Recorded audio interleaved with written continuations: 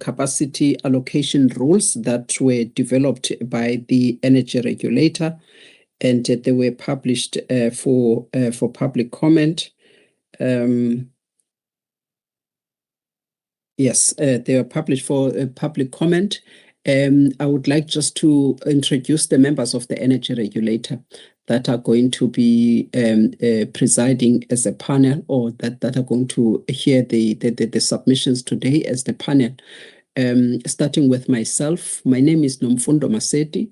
I am going to chair today's proceedings, and I am the member primarily responsible for piped gas, and I am also assisting in this portfolio for electricity regulation as a member.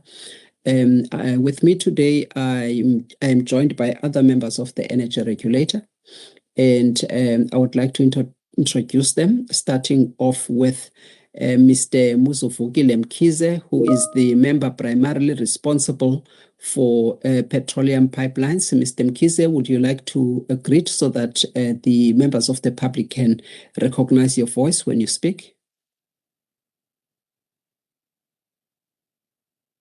Good afternoon, Chairperson, the fellow members of the panel, NERSA staff present, as well as all the people that are in attendance, as well as the members of the public that are following us through the various live streaming platforms. Thank you, ma'am. Thank you very much. Next, I would like to introduce Ms. Nomalanga Sithole, who is the CEO of NERSA and a member of the Electricity Subcommittee. Ms. Sithole.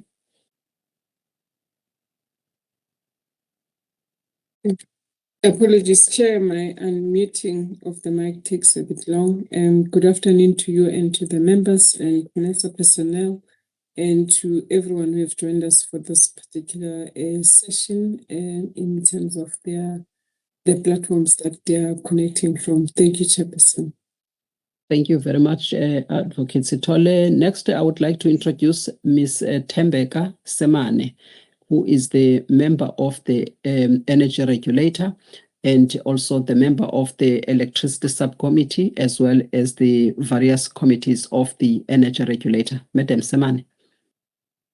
Afternoon, Madam Maseti. Afternoon, everyone, and special greetings to members of the public pens. Thank you very much.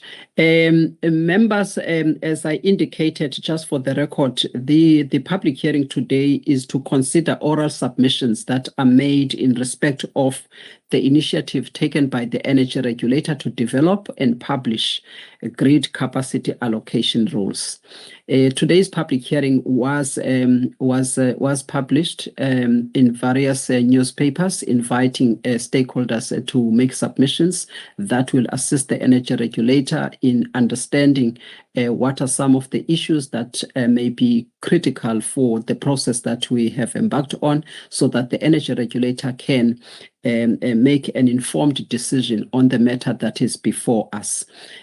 Today's public hearing is held in line with the public hearing rules of the energy regulator, and it is also in compliance with Section 10 of the Energy Regulator Act of 2004, as well as the provisions of PAJA, wherein we grant stakeholders another opportunity to submit important information, evidence, and facts that will assist us in arriving at the right decision. It is also just important that I summarize some of these rules just to assist in terms of facilitating today's proceedings. I would like to state upfront that the presentations that are going to be made today are going to be made under oath. So everyone who has requested to make presentation must know that that person will have to do so under oath. This the questions that may be posed to the presenters will only come from the members of the energy regulator. However, we do allow the members of the public to ask questions of clarity only through questions that they may put down. And in terms of the chat here, the questions can be sent to publichearings@nersa.org.za. If you can just check that on the chat. The other rule that we just want to emphasize is that should the presenter feel that certain information that they would like to present is confidential, please inform us so that we can decide whether we still want to hear that information in this platform, or we would like you to submit that information to NERSA directly. But should you want to do to proceed with submitting that information, we will then have to clear the room in terms of getting into a separate room through this platform so that you can be able to present that information to the energy. On behalf of Can we then get Mabunda, Mr. Mabunda, if you can be active in muting people that are supposed to be muted? Mr. Martin, you were not supposed to join with your mic on. Miss Martin. The other thing is that today's hearing is recorded, and the recording is going to be an official record of today's meeting. Having said that, I would like to just request that everybody, if you can always just keep your camera off as well as to mute your mic, so that we make sure that we proceed smoothly and that there is no interruption of today's proceedings. Without wasting any time, as I indicated, that we will now we'll have the presenters to do their presentations under oath. We've received a number of requests for people to make presentations today, and we've allocated 10 minutes for each presenter to do your presentations. And I would like to call upon the first presenter, which is Ms. Ethel Tellier, who is representing Lungiswa Energy Pty Ltd. She will be the first presenter today. Ms. Tellier, if you may please activate your camera. Can you see me? Let me check. Maybe to the next slide. Yes, I can see you. Thank you very much. All right. Do you have any objections in taking the oath, ma'am? Solemn declaration, please. All right, that's fine. All right, may you please raise your right hand? Do you solemnly declare that the evidence you're going to provide to this panel today is the truth and the whole truth? I do.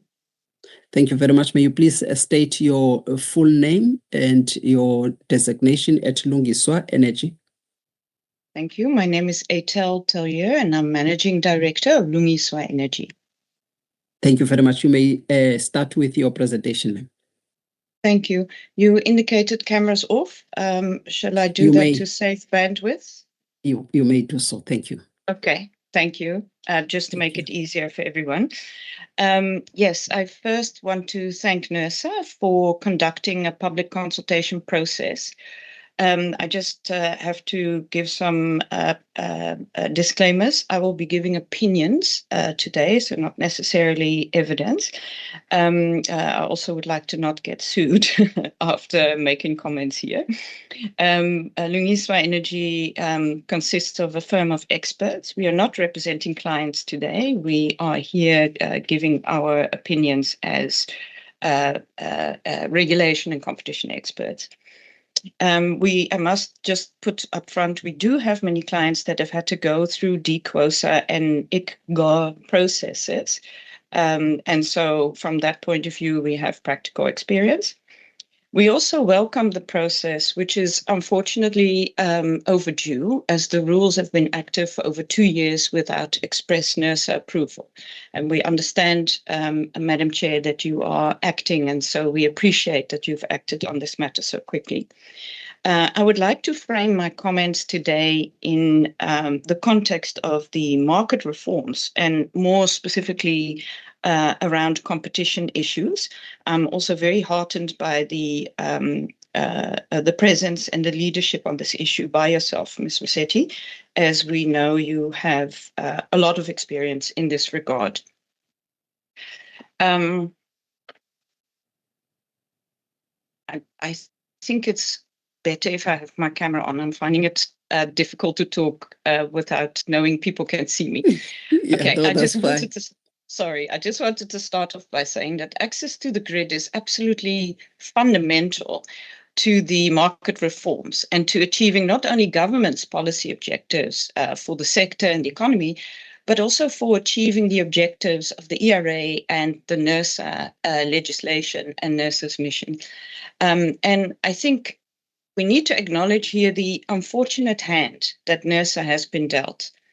In my opinion, an ill-conceived, and some would say, use an ugly word like bungled, unbundling design has been given to you.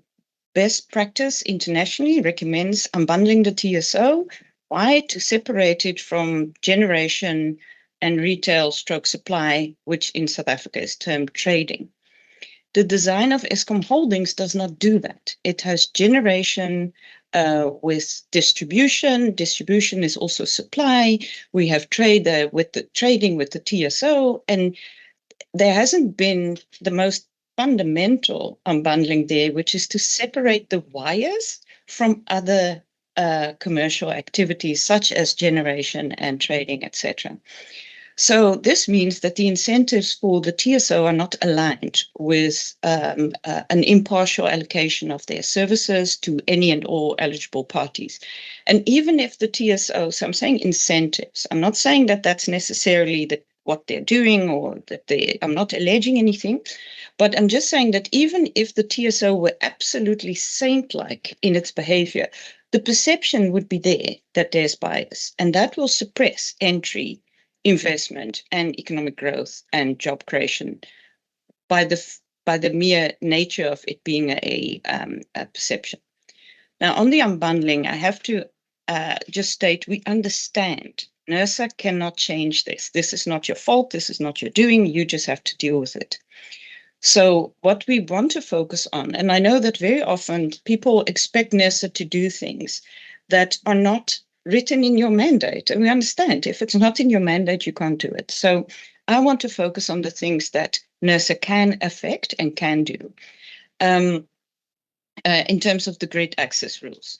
Now, many traders and IPPs will give you examples of how the ICGAR rules can be applied in a biased manner, how they can be impractical, prone to abuse, and all of those things. What I want to just highlight to you is that because we're not IPPs or traders ourselves, I don't want to give you those examples. I can give you high level of what we see in the market. I just want to highlight that many traders and IPPs are not willing to state their frustration or lodge their complaints or experience with NERSA because there's a clear fear of reprisals from the incumbent. And so when you do stakeholder consultation and you consider these comments, just bear in mind that in reality, it's likely worse. For these traders and IPPs, their very existence depends on access to the grid. So criticizing the one entity in a public forum on which you rely is extremely daunting. So I'm just saying, please bear that in mind.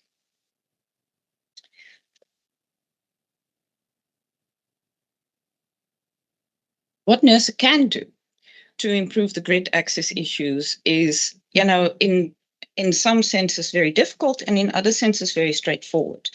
I want to start off with putting it in a straightforward way while still acknowledging that we know this is not as easy as this sounds. But we believe you can enforce license conditions on licenses you've already issued and act at all times in an impartial manner. So the TSO must, as per the legislation and the license conditions, provide non-discriminatory access to the grid. So when the TSO refuses to enter into use of system agreements with traders, we suggest you enforce the law and the license conditions. When the TSO, remembering that the Act does not say give access only to IPPs, when the TSO refuses to provide balancing agreements to traders and IPPs so that they cannot prepare for trading or even trade right now and insists on wheeling agreements, and there must be all sorts of other strings attached. Enforce the law. Use your license conditions. When the TSO develops cumbersome rules like the ICGAR, that do not allocate risks or costs appropriately in our view, please feel free to enforce the law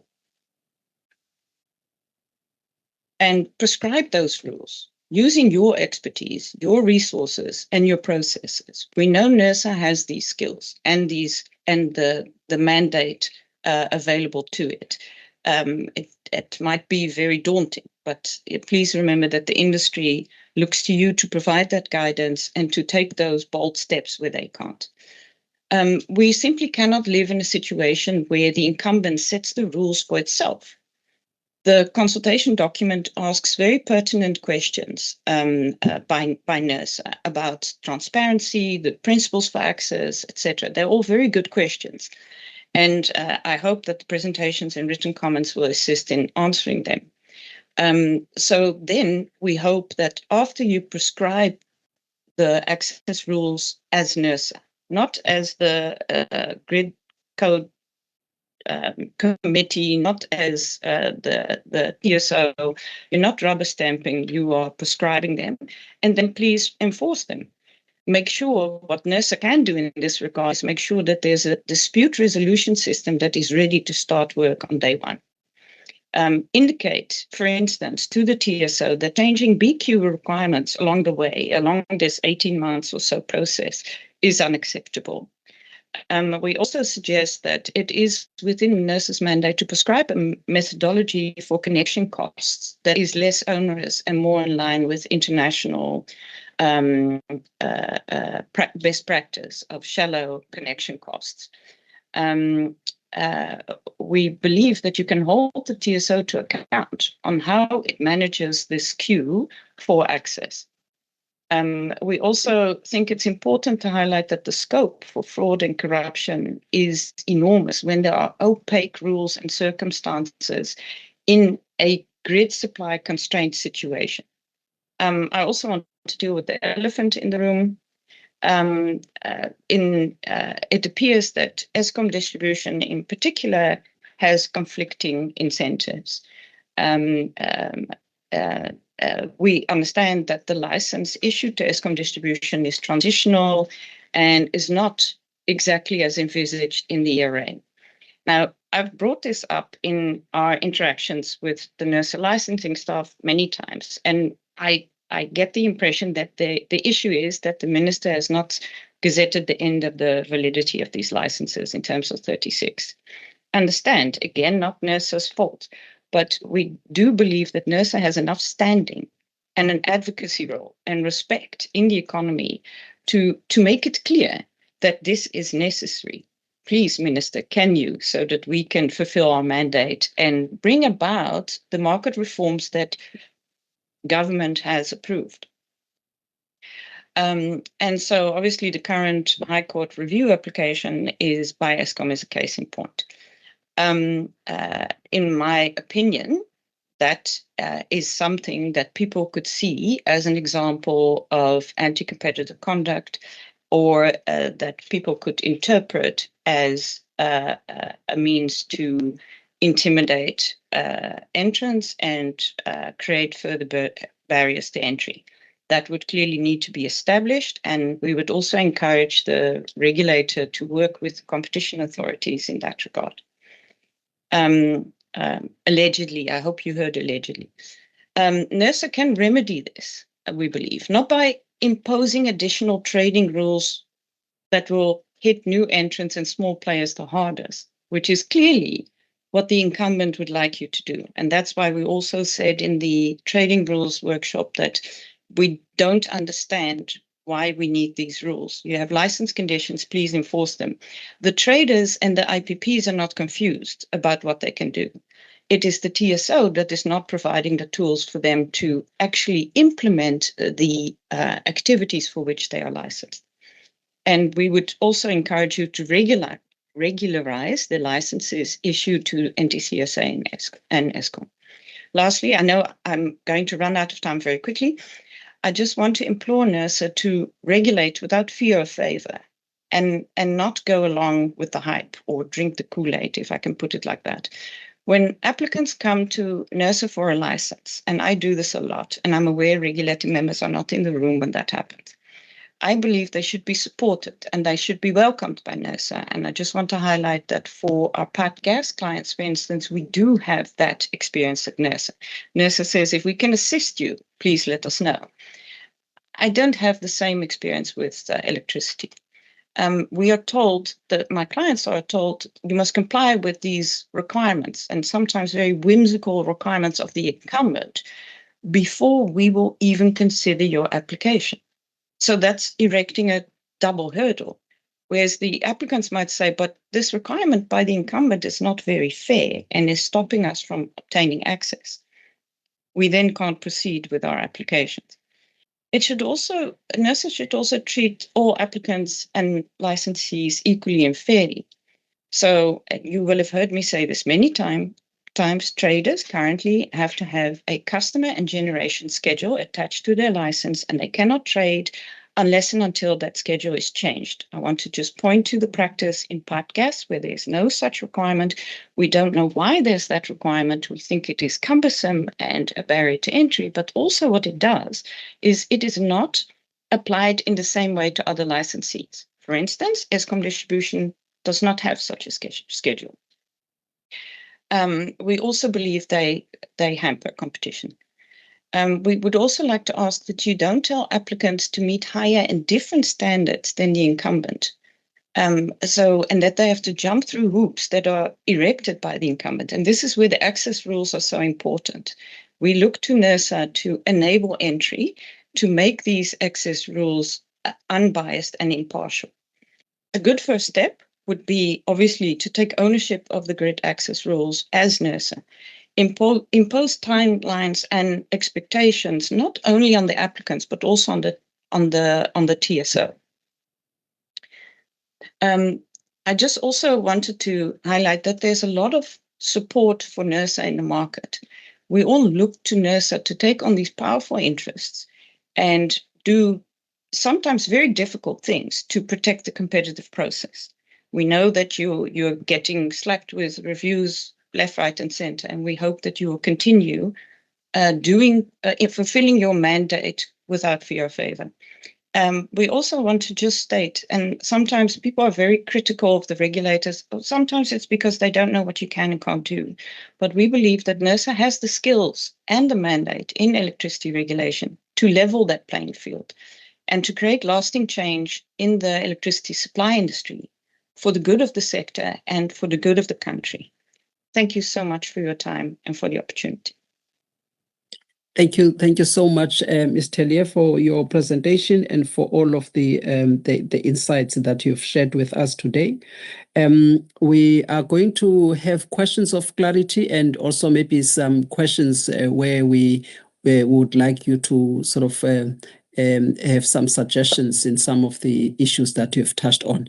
Let me just check with the members of the regulator if there are any questions by show of hands, members. Madam Semane, then going to Mr. Mkhize. Thank you very much, Madam Maseti, and thanks to our first presenter. From my side, the clarity I'm seeking is the reference to us having to make enforcement through license conditions to the TSOs, to the TSO. So what I want to find out is how are we supposed to be doing that? Maybe reference to the Act, and considering that we cannot amend license conditions in retrospect. Thanks. Thank you very much, Madam Semane. Mr. Mkhize? Thank you, Chairperson. I note that you nearly said Madam Mkhize, and it's Women's Month. You would have afforded me some protection.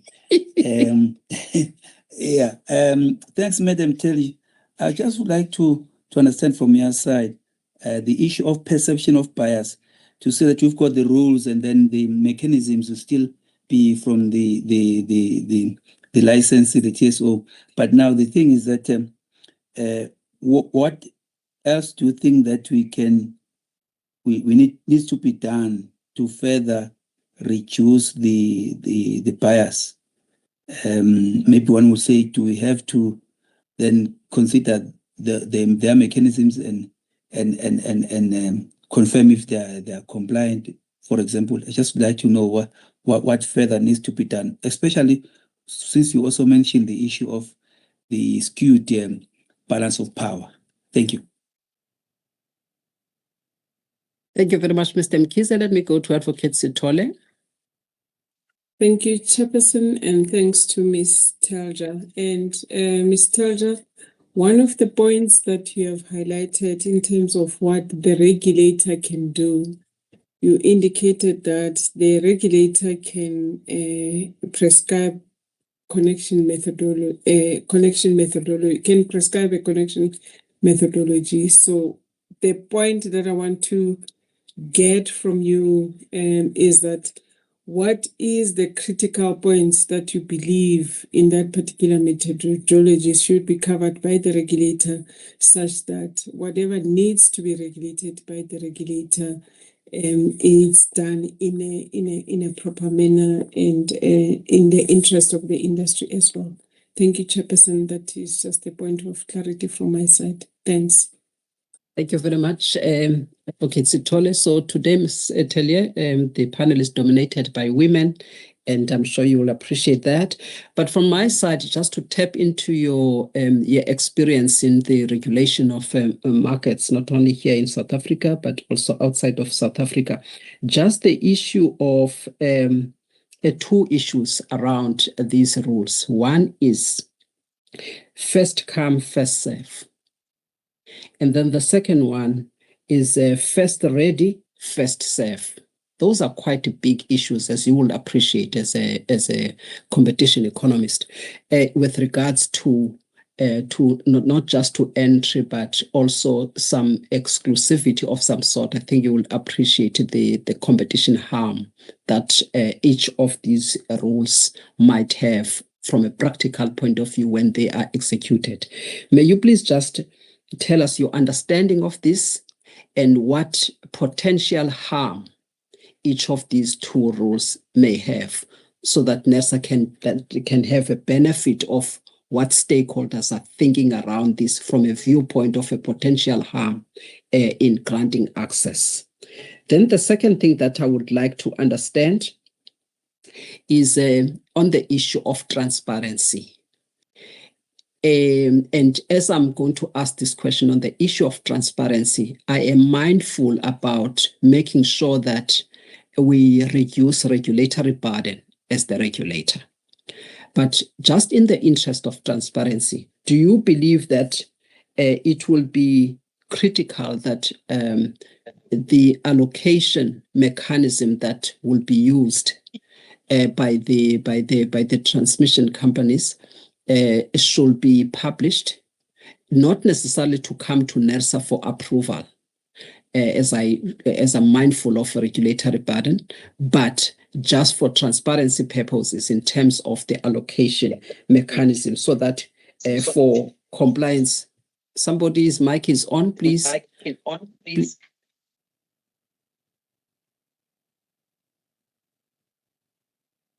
Mr. Mabunda, if you can assist me, please.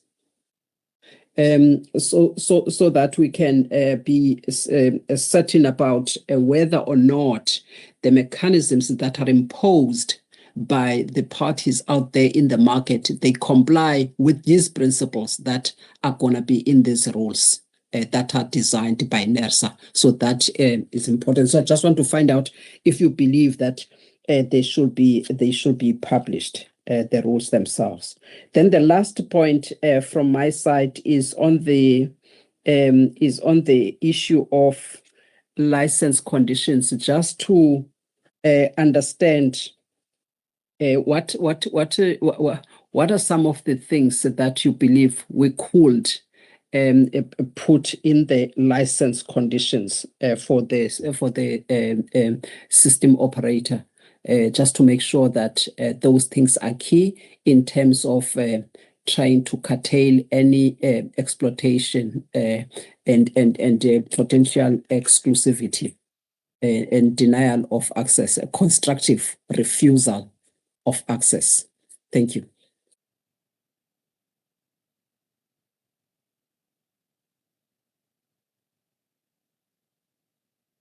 Thank you so much, members of the panel, for those questions. Starting with Ms. Sumane, indeed, I made reference to enforcing license conditions, and Ms. Musetti also referred to those license conditions, and you indicate it's difficult to amend. Look, there is a process to amend license conditions, but what we mean when we say enforce the license conditions is to use the ones that are there already. So in my opinion, we don't have to review the NTCSA, TSO, or transmission operation license conditions. What we should rather do is enforce them. And so in those rules, you can also add, of course, codes of practice. And so these ICGAR rules, the access rules, can be a code of practice that they have to abide by. It already says in those license conditions and in the legislation that one can only refuse access to the grid for very specific reasons. So let's hold them to account. Have a dispute resolution process ready, or a complaints procedure ready, so that when people come forward and say, look, I have a problem obtaining access, that NERSA has those levers and has that oversight to say, hold on, Eskom, we think this is wrong.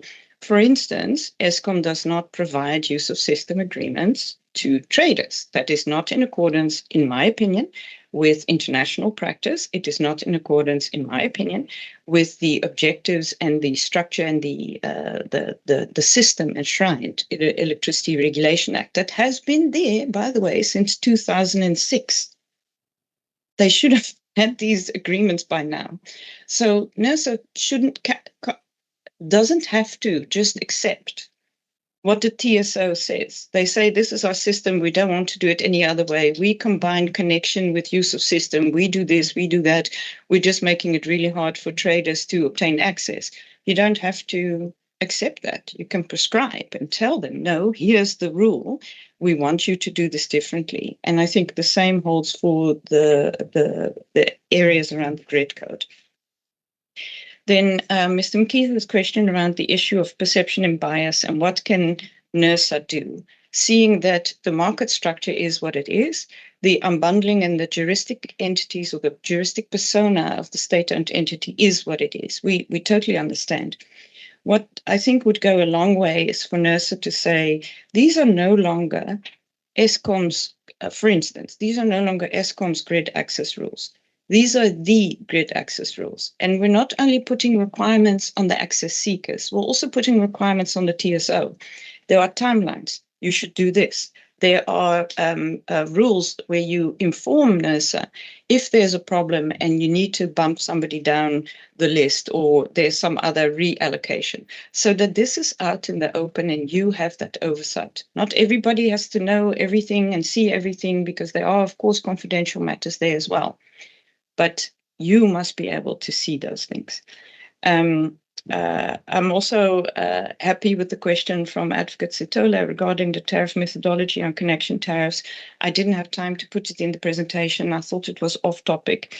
But South Africa is unique in many ways, but it's not unique in the sense that it has introduced a lot of renewable energy in a rather short space of time, and is going through a decarbonization process.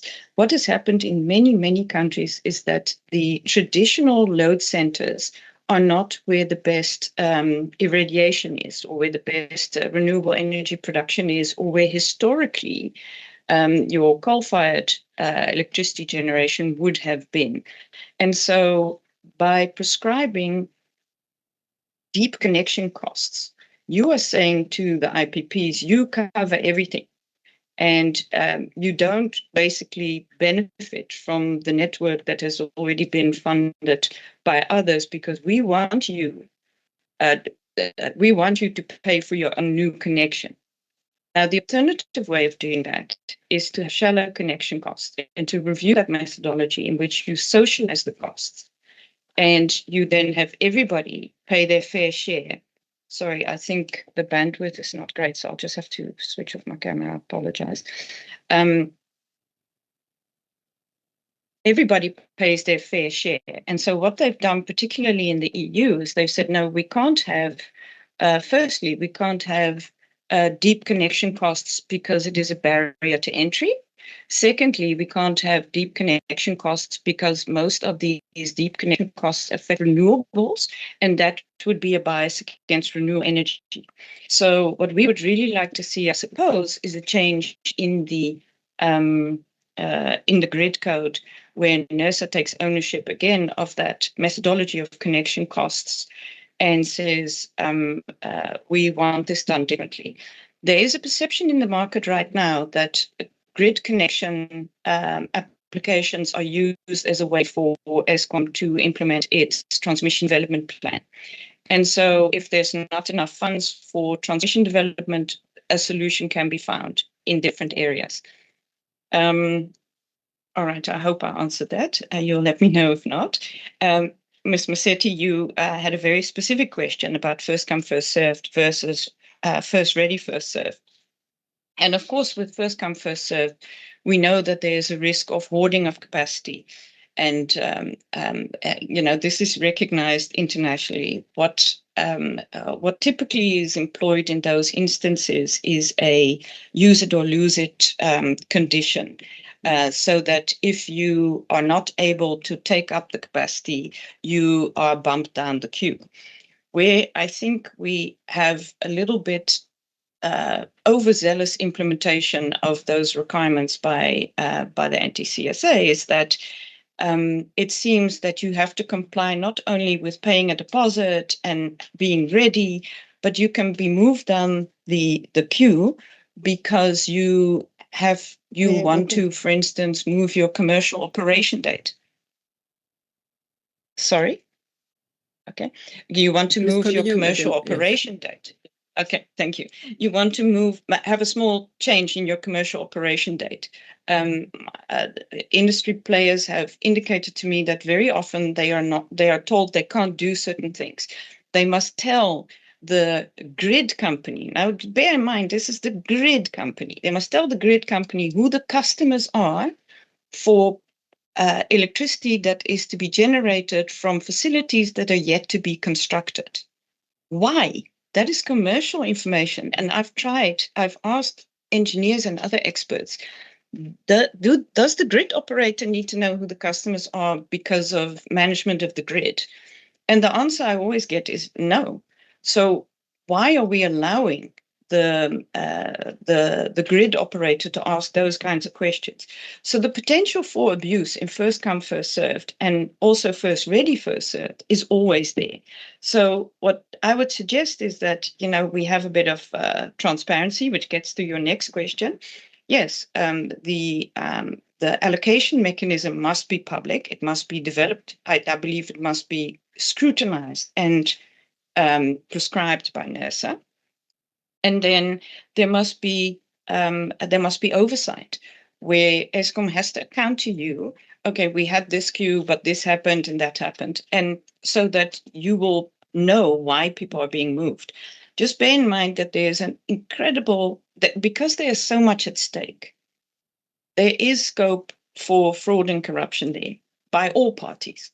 And so the more sunlight we can shine on that queuing process and that allocation process, the better. Now, some applicants might say, look, we don't want everybody to know where we are in the queue because there are commercial reasons why we don't want that. Fine. I believe NERSA should, of course, have sight of the queue, and maybe it should allow other participants in the queue to know where they are. And I know you'll be concerned, like I am, about a possible anti-competitive conduct if applicants in the queue can talk to each other about synchronizing their access. But seeing that we have a block exemption currently in force that allows electricity suppliers to harmonize or to, I can't remember the word, to coordinate issues around timing of supply and infrastructure, I think that might be one of those areas in which NERSA can play a very important oversight and facilitation role. So yes, first come, first served has lots of disadvantages. First ready, first serve is, in my opinion, better, but also suffers from the lack that there's an element of subjectivity. Are you ready? Who determines whether you're ready, etc. So that makes it a little bit more difficult to apply. I think if we have a use it or lose it clause in the queuing, in the allocation mechanism, we should also clarify that you would be moved down by one applicant. You should not be moved down to the end of the queue, and your BQ requirement shouldn't change overnight, etc. Yes, then that I think also answers the issue around the allocation manual. Of course, it should be that the allocation mechanism should be published, and that we believe NERSA has those powers in terms of the legislation to prescribe that what that manual must contain and whether or not it should be published and who is responsible for publishing it. Then I've always been very jealous of the wide scope that the Electricity Regulation Act provides the energy regulator in electricity, which we certainly don't enjoy in other areas such as pipe gas. Then your last question, Madam Chair, was license conditions. Should there be changes made to them for the TSO, and what can be done? My view is, and I hope I understood your question and I'm doing it justice, enforcement of the current license conditions is sufficient. They are comprehensive. They show they reflect rather what is in the legislation, which is also comprehensive. And with grid codes and other rules that NERSA is allowed to make, one can make it very clear that access can only be refused for very specific reasons. And then make sure that there's oversight by NERSA and that you are open to hearing complaints, knowing that, and maybe also that you could consider allowing complaints to be made anonymously, much like is the case in competition cases, because I see a lot of trepidation in the market. I hope that answered your questions. Yes, it does. The last one. The last question, just one. I think there's an echo from your side, Madam Telly. I will mute. Okay, thank you. That's much better. So I wanted to find out, but you can send that in writing later on, just to supplement just the last part that I wanted to check from you, whether there are other issues that we can include in the license conditions arising from the grid capacity allocation. If you can then maybe send that additional, it's not an additional, but I think the supplement of the question that I've asked. I would happily do so, Madam Chair. Thank you. All right. Thank you very much, Madam Tellier. We looking forward to that response from your side. And we also thank you for your time and also for the suggestions that you've made today. Thank you very much. Thank you. Thank you very much. All right, we then move on to the next presentation from SAIPA. We've got the name of Leonie Human. SAIPA? Yes, I'm there. Thank you very much, Madam Chair. All right, thank you very much. All right, may you please raise your right hand? Do you solemnly declare that the evidence or facts that you are going to provide before this panel today will be the truth and the whole truth? I do. Thank you very much. May you please state your full names and your designation at SAIPA for the record? I am Leonie Human and I am the chairperson at SAIPA. Thank you very much. You may start, ma'am, with your presentation. Thank you very much. I'm going to share my screen. Please let me know when you can see. Yes, I can see it. You may proceed, ma'am. I'm putting it in presentation mode. There we go. Thank you very much. I would like to also echo what Madam Ethel was saying there, as that we as SEIPA, we also support the fact that NERSA came out with their grid capacity allocation rules, and that we also see that there can be positive engagement from the sector and all associations together with NERSA to get this process running.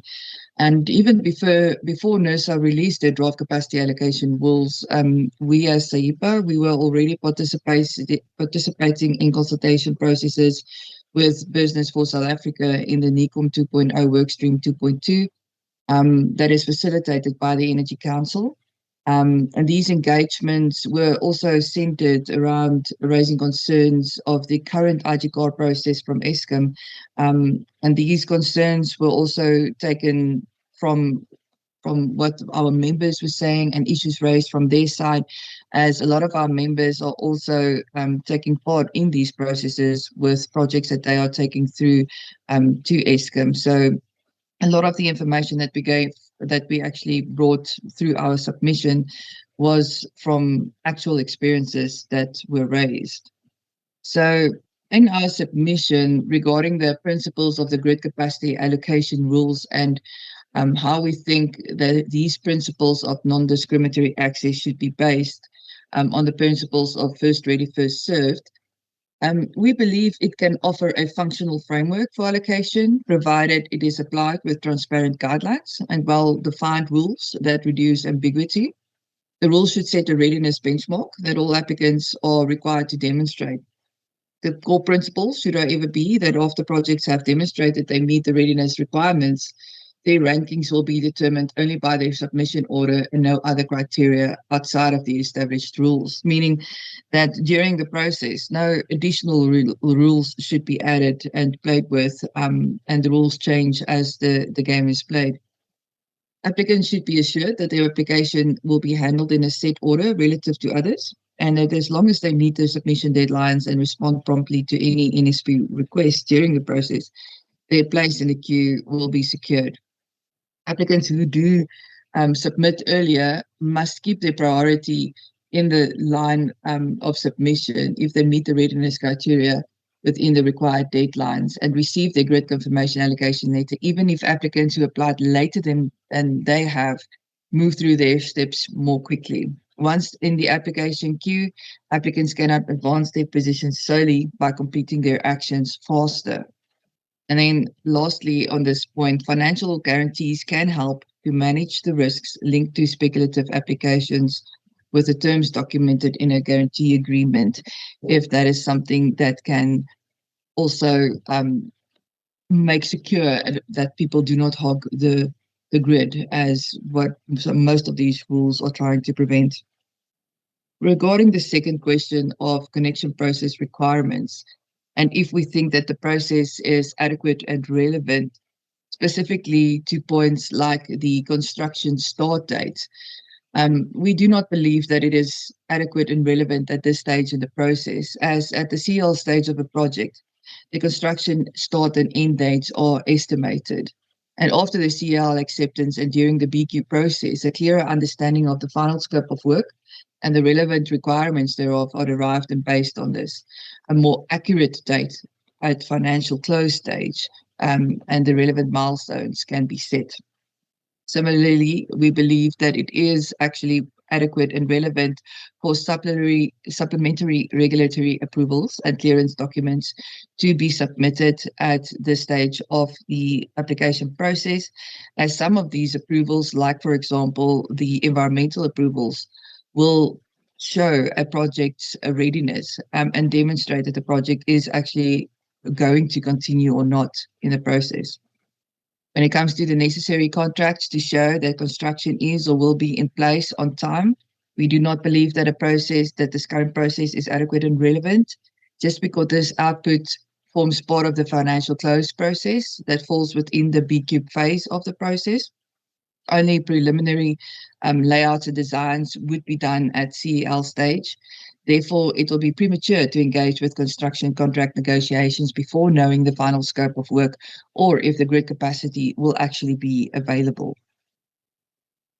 Based on the completeness of a design, again, during the CEL phase of the project, only the preliminary designs will be available, and grid connection scope is not known yet, and therefore we do not believe the process is adequate and relevant to say that the completeness of design should be ready at this stage. Only after receiving the CEL, a final scope and design parameters can be confirmed, and then based on that information, the design process can continue. Construction duration and reasonableness thereof. Again, we do not believe that at this stage of the process it is adequate and relevant. As explained in point A, during the CL phase of the project, all of these timelines are only estimates and can only really be firmed up after the CL has been received and PQ process has started. Completeness of the financial arrangements. Again, we do not believe it's adequate and relevant at this phase of the process, just because financial agreements only become fully developed at financial close, and this is contingent on the results of the grid capacity allocation and forms part of the budget code process. On question 3, regarding the queuing procedure, and if we think that the queuing procedure should be transparent to the extent of disclosing who is in the queue. Yes, we do believe it should be transparent. This will also ensure that transparency helps prevent the accusations of unfair treatment, discrimination, or process manipulation, providing protection for both the national service provider and the customer. We do, however, see that it is needed to be taken into account that some details of the developer should be treated with great sensitivity, but details like the project area, the size of the project, the technology of the project, and the status of where the application is within the process is some information that could be shared and could be shared publicly on a regular basis. It is also recommended that grid capacity allocation decisions be auditable by the regulator to ensure compliance. And then based on the legal mandate in light of Section 21(4) of the ERA, if we think that it is a responsibility of licensees to develop the grid capacity allocation rules and submit them to the energy regulator for approval. As a collective view, we believe it is imperative that it is the responsibility of the regulator to develop the grid capacity allocation rules. Because on this basis, NERSA can allow for terms to provide opportunities for remedy and reasonableness to be captured in the process. The regulator can set guidelines within the rules and intervene should a developer believe that Eskom or the NTCSA are not being cooperative and impartial, which in some cases was experienced.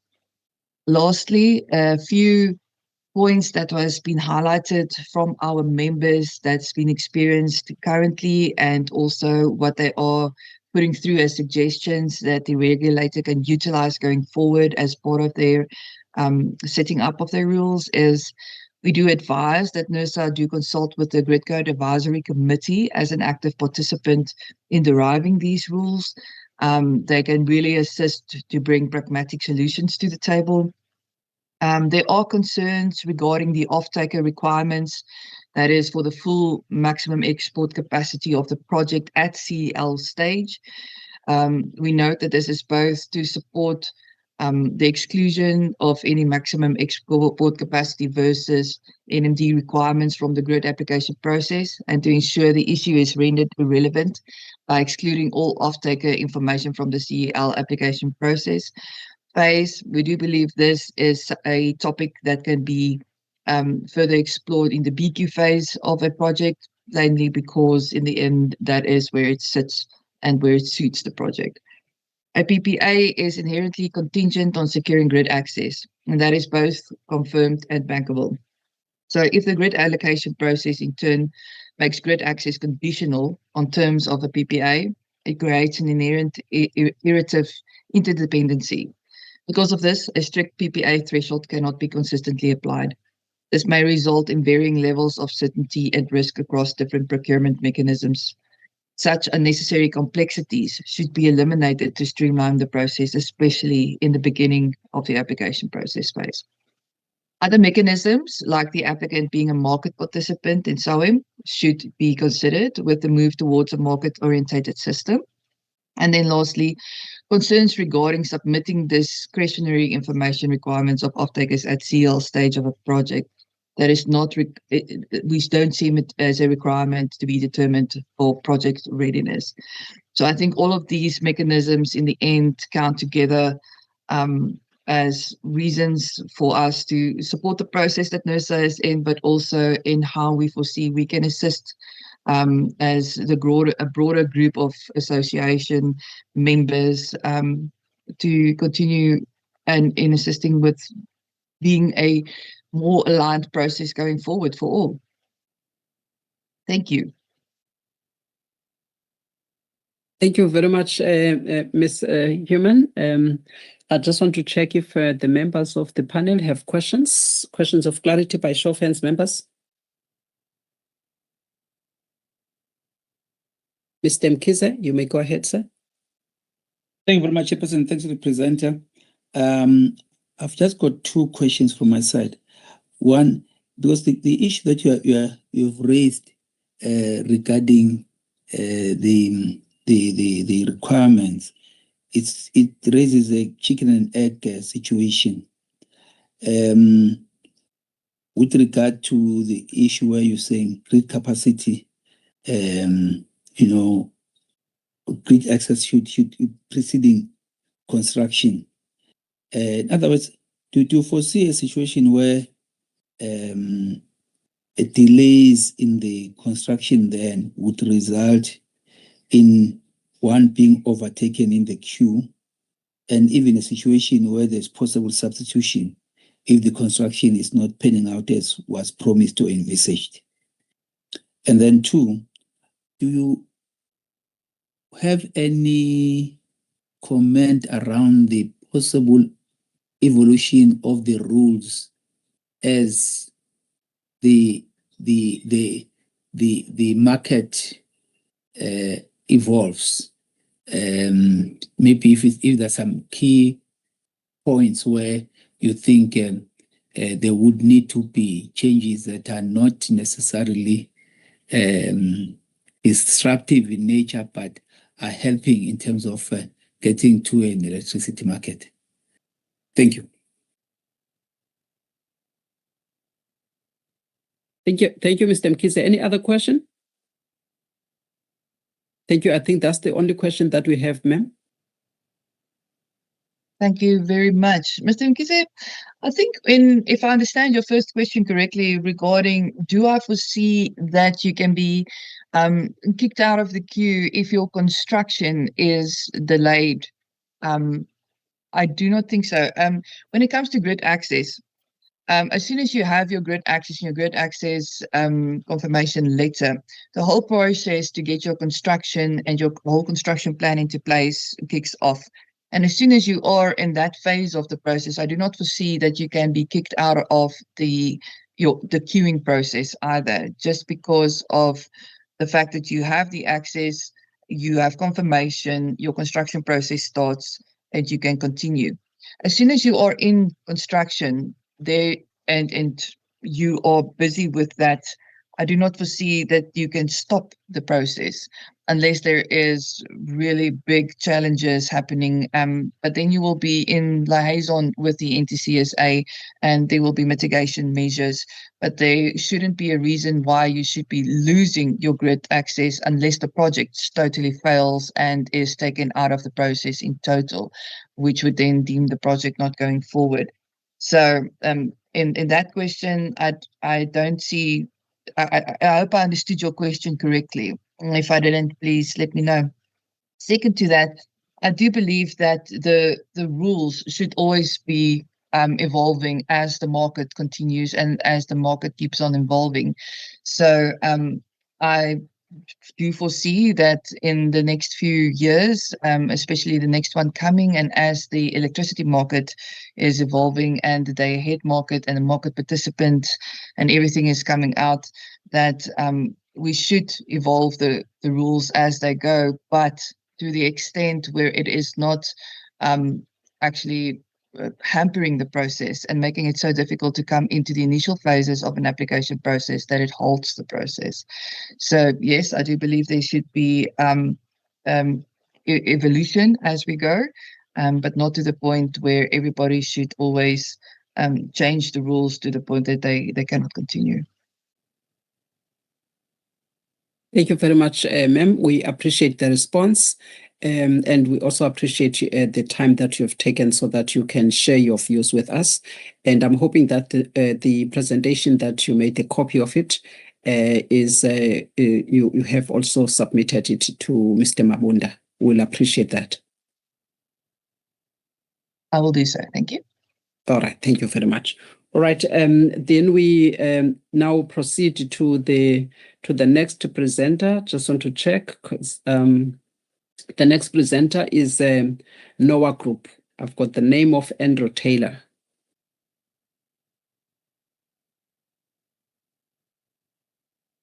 Just want to check if... Chair, it's Shirley Salvaldi, and I'm going to be presenting on behalf of Andrew. Right, Sorry not a about problem. the lighting. Thank you. That's fine. All right, may you please raise your right hand? Do you solemnly declare that the facts and evidence you're going to provide before this panel will be the truth and the whole truth? I do. Thank you. May you please then state your full names and your designation at NOAA Group for the record. My name is Shirley Salvaldi. I am a consultant to the NOAA Group. All right, thank you. You may then start with your presentation. Let me share.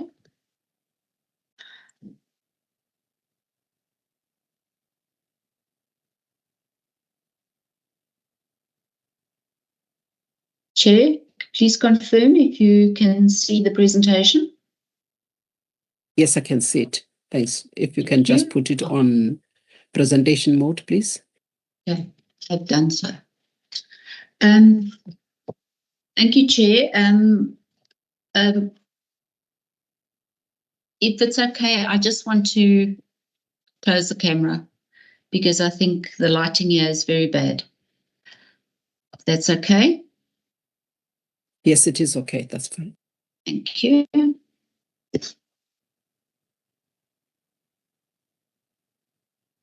Okay, back to the presentation. Don't know why this camera is not closing, but anyway, okay. Back to the presentation. Can you see it? Thank you, Madam Chair. Thank you, regulator members. The opportunity to present today is very much appreciated.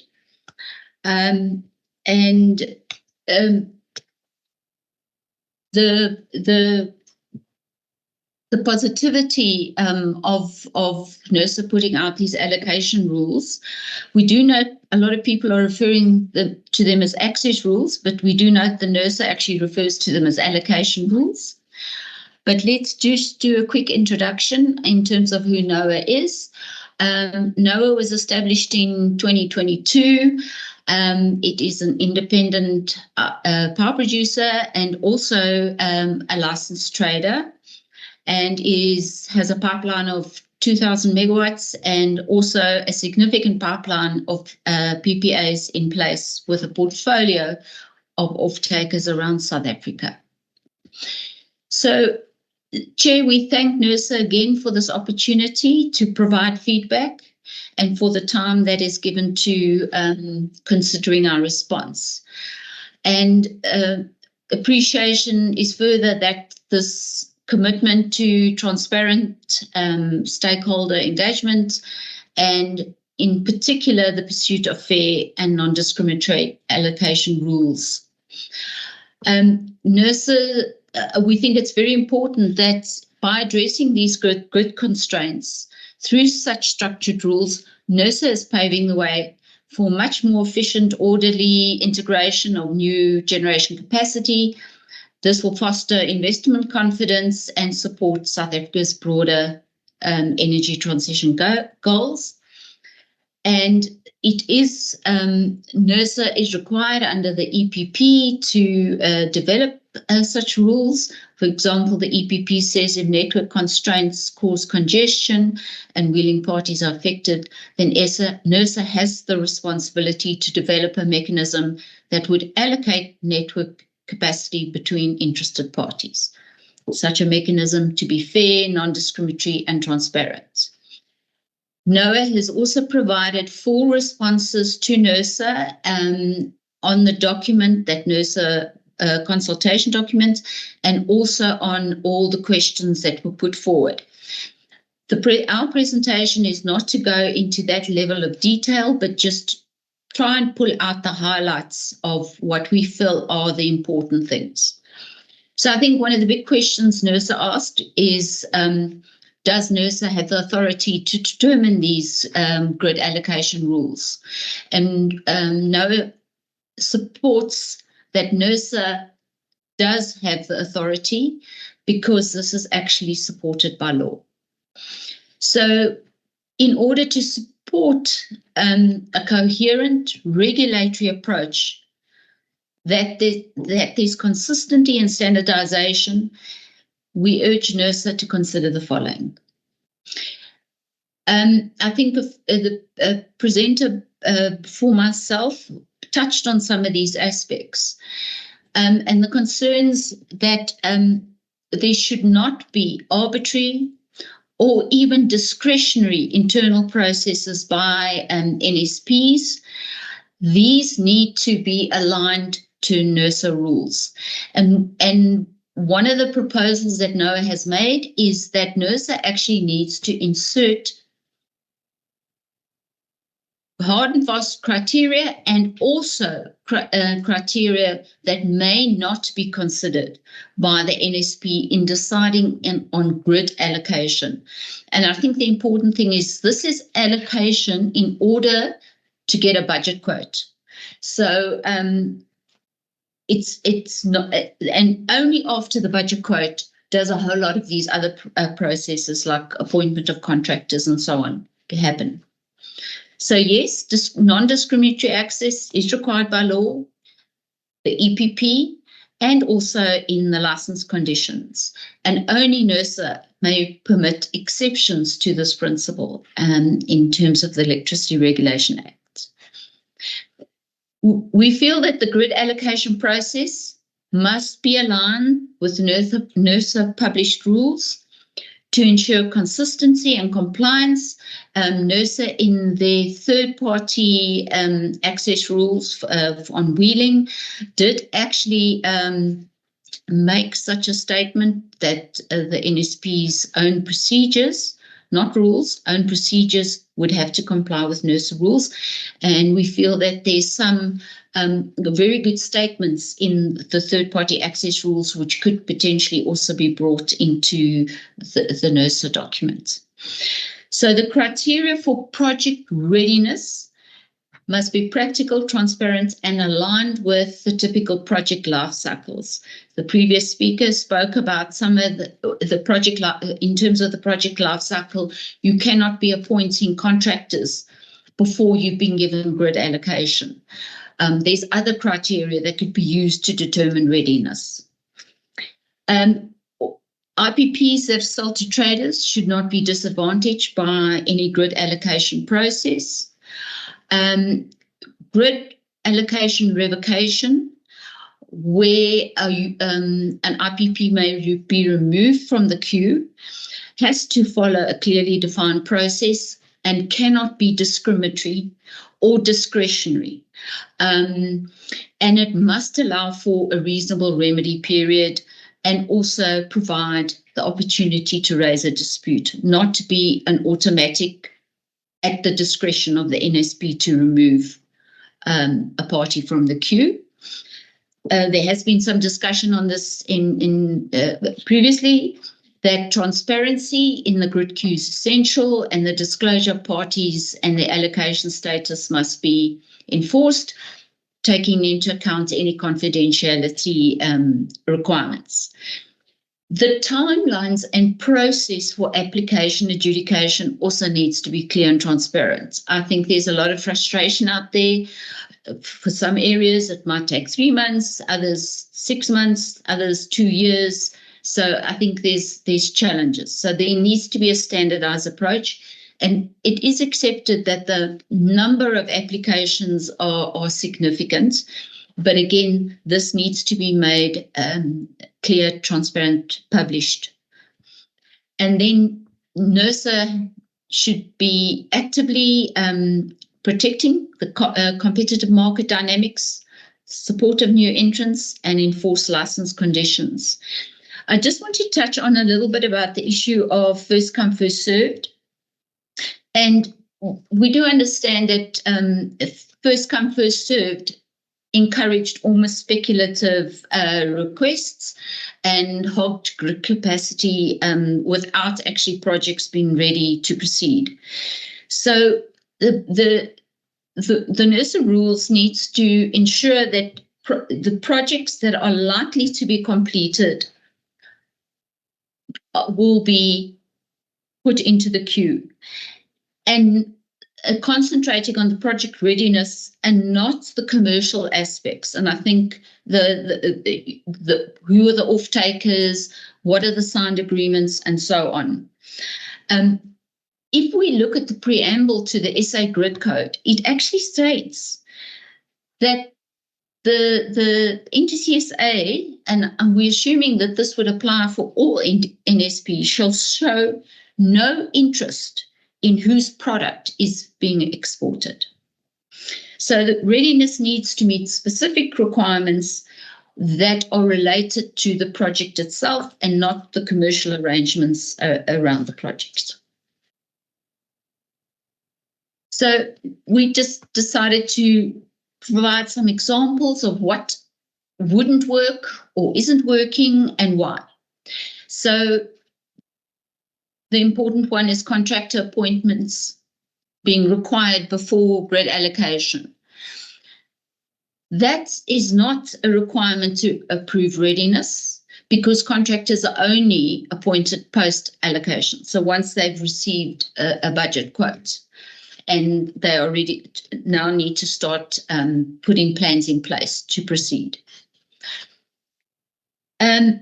Revocation risk outside of the IPP control. So, for example, you could have revocation by the NSP of matters that are outside the IPP's control. And if this is done in a discretionary manner, then it can trigger grid revocations that may not be fairly applied.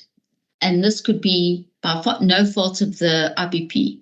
You could also have the circumstance where the NSP could be causing delays, and then there's no recourse by the IPP in that case. Touched on this requirement of off-taker information in order to get grid allocation. It's not a commercially viable project, and it also excludes earlier stage projects. And if we're thinking of the wholesale market, the off-taker is not committed. The off-taker will be dependent on the hour if you want to actually sell into the market. So that information would not be available if you are looking at selling into the wholesale market. And international best practice does not require identification of off-takers. It deals with commercial readiness, or not the commercial readiness, but the readiness of the project to proceed to the next stage. And then completeness of design. By requiring a complete design, at the application stage, it doesn't take into account that the design gets changed at several points during this pre-construction phase and may even be changed by the requirements of the NSP. So it's not possible to have complete design prior to making the application. So in conclusion, these rules are very much supported and welcomed. Also feel that the evaluation criteria, evaluation criteria in the consultation document, we did not always feel was practical. It needs to be more practical, take the life cycle of projects into account, be more robust, and also, most importantly, be resistant to discretion. So to add additional requirements as and when the NSP feels it's appropriate. And only those applicants that are appropriately ready in accordance with clear, consistent criteria should be provided grid allocation. So that is supported. And NERSA is urged to limit the potential for errors and also misinterpretation of their rules when grid capacity is being allocated by the NSPs. And then lastly, this binding, transparent queuing principles should be prescribed by NERSA in the rules. Thank you. That is the end of my presentation. Thank you very much for the suggestions and areas that NERSA must pay attention to. We appreciate that. Let me just check with the members of the regulator if they have questions of clarity. Starting with Mr. Mkhize. Mr. Mkhize, you can go ahead. Thanks, Chairperson, and thanks, Sherry, for the presentation. I would just like to say that what I'm going to ask actually will kind of also cover the next presenters, if they can maybe touch on it whilst presenting, so that I don't have to necessarily ask those questions. It's two questions actually. Excuse me. I note that when it comes to the criteria, especially like the construction, I think there's that last slide where you highlight the issues, that the criteria that you are not in agreement with in terms of readiness, because you are saying that the first come first serve would likely lead to, maybe for lack of a better word, frivolous requests, or people trying to get their first their foot at the door without really maybe substantive proof of readiness. So it's just to request that maybe you provide you assist in terms of providing additional criteria that could be included just to prove that readiness, since what was put on the table, you are not necessarily agreeing with. You may maybe apply your mind further and submit something within the 7-day period, just to assist in terms of tightening that end. That is one. Two is the discretion in terms of processes, procedures that the NSP will then have to put in place. Just your reflection on what needs to be done on that end to make sure that it doesn't, in some form, subtly so or by stealth, circumvent what the rules are trying to do. So if you may just reflect on that one, that will be it. And as I'm saying, I would request that maybe even the subsequent presenters, when they present, they kind of look at these issues. Thank you. Thank you, Mr. Mkhize. Let me just ask, I've got two questions from my side. The first one is just on the issue of the budget code that you mentioned.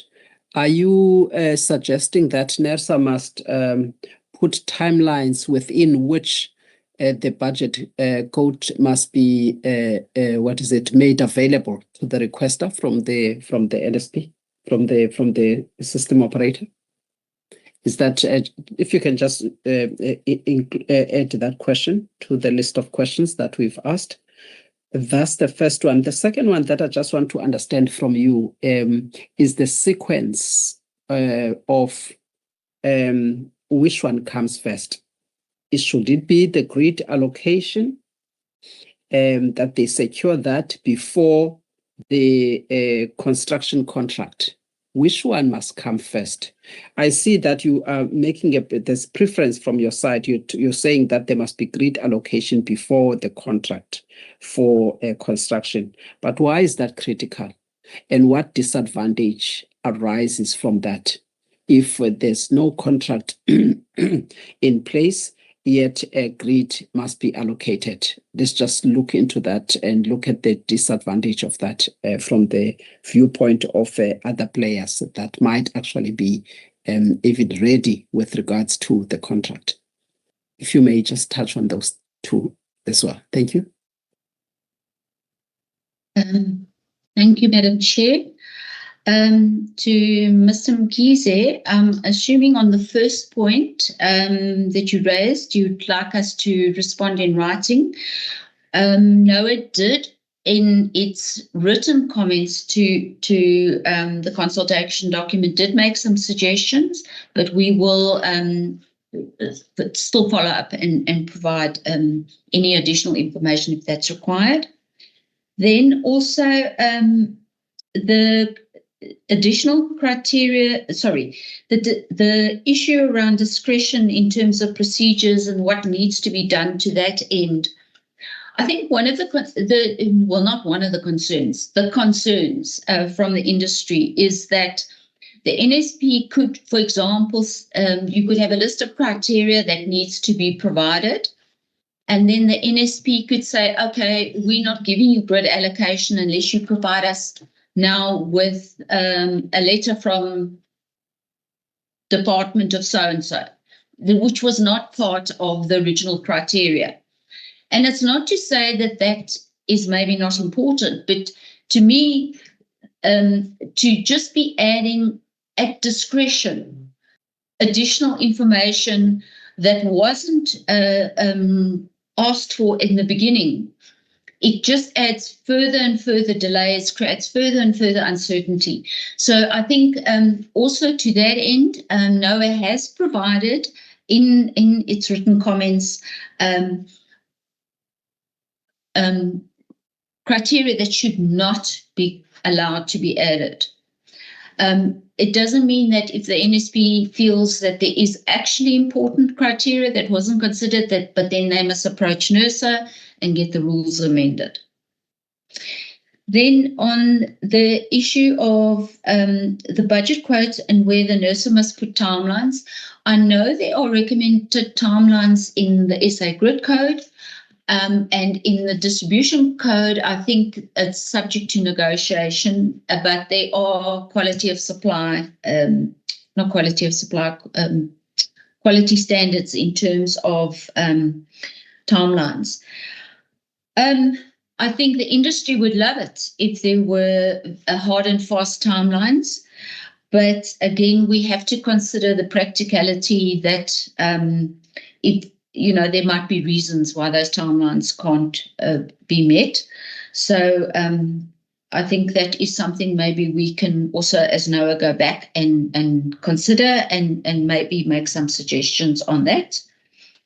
And then you asked this, Madam Chair, you asked the sequence of which come first in terms of the contract and the grid allocation.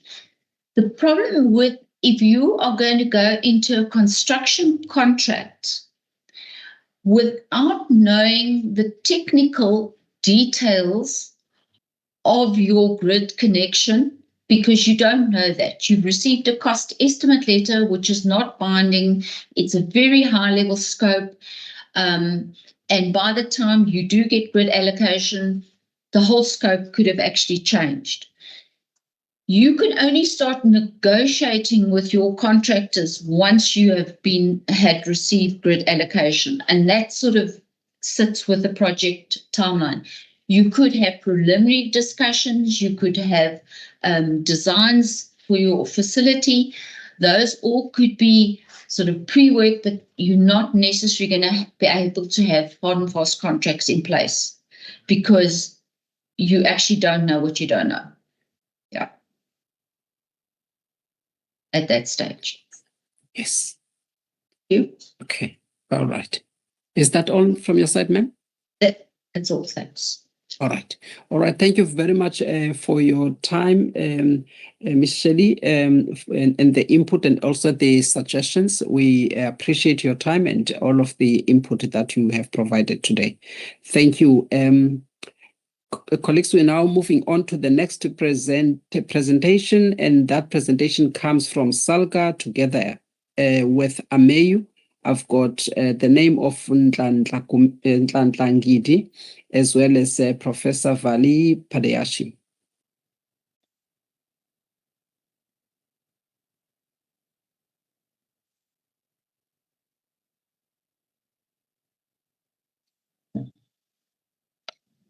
Okay, I'm not sure which one starts first. Is Professor Padeyashi?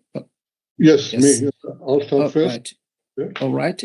May you raise your right hand?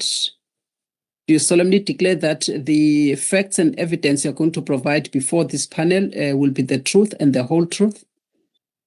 Yes, I do. Thank you. May you please then state your full names and your designation at AMEU? Maybe you can cite AMEU in full as well. Professor Padeyashi, I'm the AMEU Strategic Advisor, and AMEU stands for the Association of Municipal Electricity Utilities of Southern Africa. All right, thank you very much. May I then, if Mr. Ngidi, if you can also just come on camera there. I'm able to see you. Good afternoon. Okay. All right. May you please raise your right hand? I'm getting old, Chair. Okay. Do you solemnly declare that the facts and evidence you are going to provide before this panel will be the truth and the whole truth? I do. Thank you. May you please then state your full names and your designation at SALGA for the record. Thank you, Chair. Name is Nhlanhla Ngidi, Head of Energy and Electricity in SALGA. All right. Thank you. Which one is going to start? Is Ameyu? Yes. All right. Thank you. It's a joint presentation, so it's joint SALGA AMEU. So it's not AMEU only.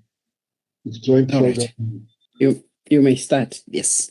Okay. Let me put the presentation on the screen. I'll don't have any issues.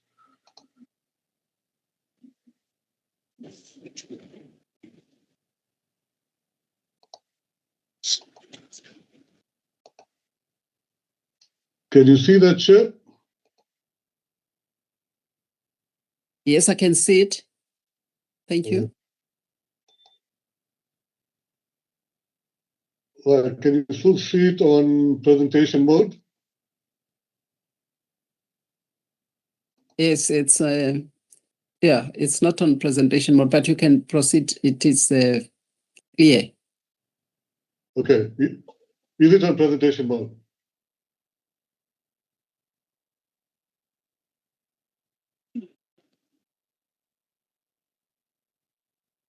I'm going to reveal that.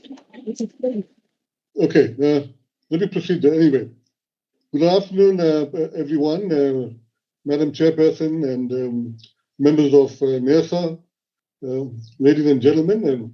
Just to recap, today we, as the SALGA and AMEU, are here to present our joint responses concerning grid capacity allocation to the NERSA public hearing.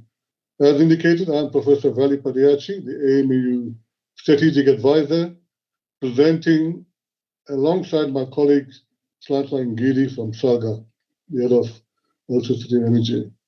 We hope to provide insights that address the pressing issues within our electricity grid in the context of and the need for a comprehensive regulatory framework and associated effective and efficient associated regulations and rules with respect to granting or allocating electricity grid access or grid space to stakeholders. Given that we only have 10 minutes to present and we have a lot to present, we are literally going to race through the slides to ensure that we get our messages across, but we will leave a hard copy or electronic copy both in PowerPoint and in Word document. Right, I hope my slides are moving. On this slide, it's a very busy slide, but just to indicate that the grid allocation is not going to be business as usual, right? So just to give you context, South Africa's current transmission and distribution grid, I would also add in reticulation, and I'll talk about it just now. There's a bearing platform. There's a case for change. And in other words, our grid is at a what I call constipated, high entropy, congested, constrained, inertial, unstable, and which is not desired, and that needs to be deconstipated, and that's going to take a couple of years. So the grid allocation methodology or application will be done. Just hold on, Prof. Your slides are not moving, and I guess my colleague wanted to say that, Madam Semane. Just hold on, Madam Semane. Yes, Madam Masede. Good afternoon to Professor Padiaki and also Mr. Ngidi. The presentation slides are not moving, and secondly, they're not in presentation mode. Thanks. Okay, let me. I think in the interest of time, let me get to the normal mode. So that, can you see this slide now? The second slide. Yes. Yes. Okay. Would you bear with me that I continue in this mode, because it seems that on the presentation mode it's not moving. Okay. All right. That's fine. Sorry, Chair. Through you, Chair. Sorry, Vali, I'm the one sharing now. You can just let me know through change. No, not yet. We haven't got to you yet. I'm still on slide 2. Okay. Right. So on just to introduce the grid capacity allocation introduction, we are obviously in a South African electricity energy crisis, albeit we made some good progress in terms of load shedding, but we're still not. Mr. Ngidi. Mr. Ngidi, slide 2, please. Thank you. Okay, we're still on slide 2. So we can't see anything on slide 2. If Mr. Ngidi, you can take us to slide 2, please.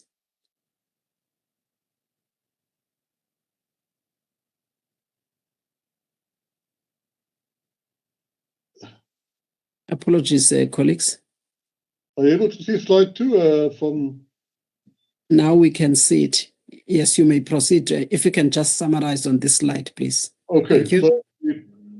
So in terms of slide 2, what we're saying is that we must not forget that we operate in a constitutional democracy which underpins a rules-based economy, and that's important because to ensure fair competition in a level playing field, we need a comprehensive regulatory framework, and we need comprehensive rules. Maybe Shantla, if you can go to slide 4.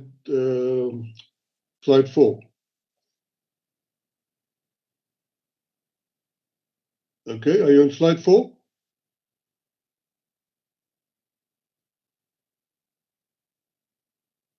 Chair, can you see this slide 4? Yes, we can. Thank you. Well, slide 4, we've intentionally introduced the concept of the sweet spot ratio, and bearing in mind that as municipalities we are the grid, we operate the grid like Eskom as well on their side, and the aspect of a sweet spot ratio. And the sweet spot ratio, very simply, is a ratio between the dispatchable or the non-dispatchable technologies on the grid compared to the dispatchables.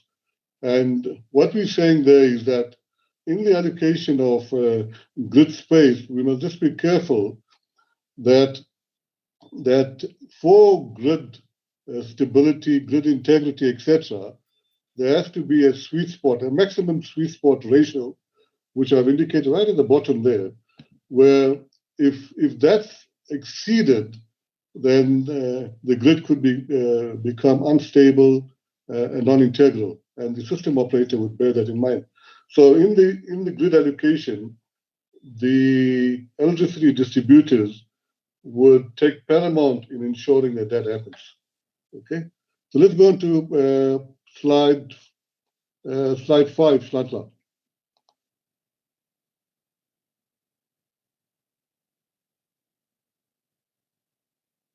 Are you on slide 5? Can you see slide 5? Which is the question we are trying to answer, question 1. Chair? We are still on the slide. Yes, we are now on slide 5. The challenges with first ready, first serve. Yes, right. Okay. So now, in terms of the first question that NERSA has asked, in terms of challenges with first ready and first served, what we are saying, and we are being very specific, given that we represent the municipalities, there are inherent disadvantages for municipal projects. And just to quote some of them, if you look at point C, the present initiative to develop grid capacity roles is seemingly focused on the transmission and distribution networks operating at higher voltages, that is 88, 132 kV and above, and it seemingly neglects the lower voltages. And this concentration is an issue because it results in congestion bottlenecks on the transmission networks that evacuate the power metropolitan load centers. So what we're saying, if you look at point G, however, the scope draft load should be expanded. We're repeating, it should be expanded to include reticulation of the grid, and typically we're saying between 3.3 kilovolts to 33 kilovolts. And then point 2, the other challenge is that the first ready, first served undermines municipal integrated planning, and there we're talking specifically to the IDP, spatial development, SDFs, and municipal strategies. And then, Shantla, if you go to slide 6, which is my last slide, and then you can take over after that. So let's go to slide 6. And Chair, just let me know when you can see slide 6. Yes, we can. Right. So this is a continuation of our response to question 1, and we still have the challenges. So in point 3, just as a continuation, it's an encouragement of speculation. In other words, projects may rush to look ready without real local benefit or proper integration, potentially leading to speculative grid blocking. And then what we propose, in the interest of time, a multi-criteria allocation framework that still respects non-discrimination, but ensures strategic, fair, and inclusive access. Point 5, this readiness plus priorities model would ensure grid access contributes to a just energy transition goals and inclusive that. So from a municipal view summary for question 1, we urge NERSA to avoid implementing a blanket first come or first ready model, as it will perpetuate inequality, especially for municipalities, SMMEs, and community energy projects. We support a balanced, criteria-based approach that allows for strategic and inclusive grid development. I'll now hand over to my colleague Shantla to continue with the presentation. Over to you, Shantla, to slide 7.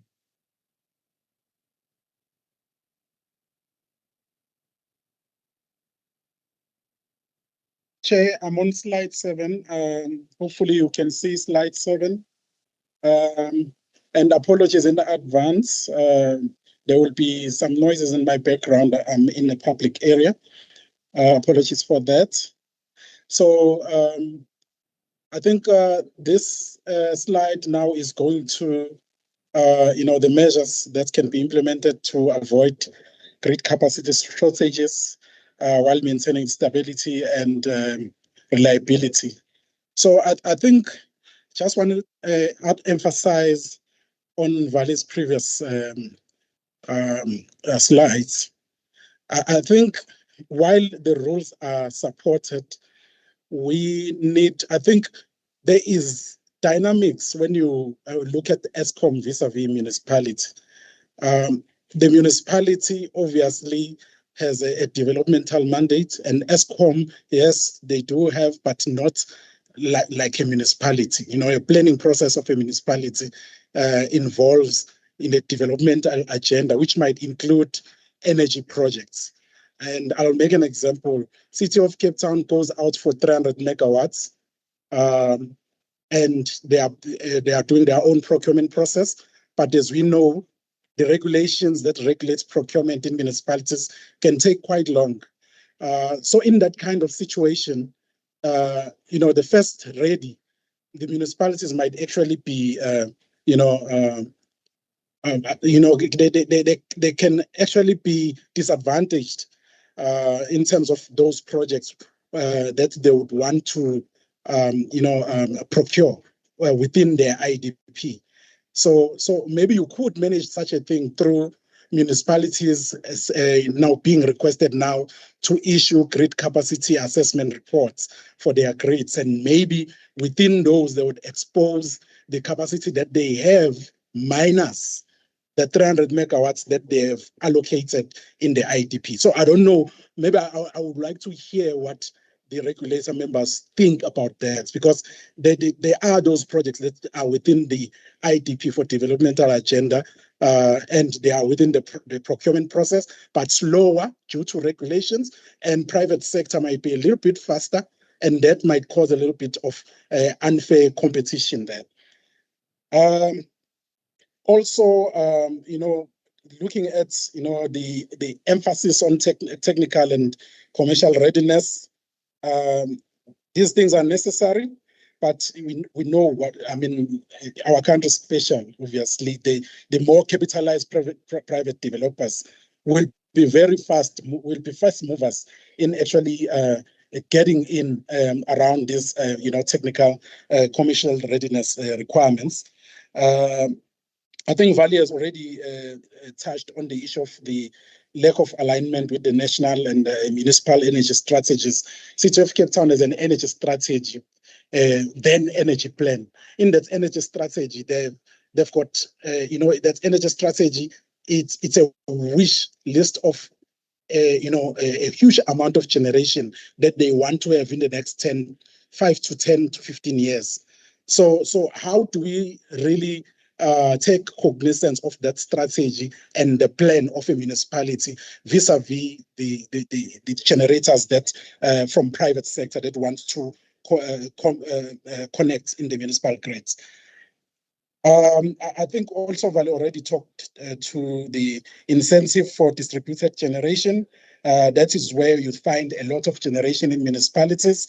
And I think there needs to be a criteria that is clear and balanced that will also allow for fairness on these embedded generation projects. And most of these generation projects are more community-based, small business-based projects that would be a local economic development imperative in that municipality. So we need to factor in those dynamics. And that's why I started my statement with the fact that ESCOM and municipalities might not be the same because of the mandates on the developmental agenda and the planning thereof.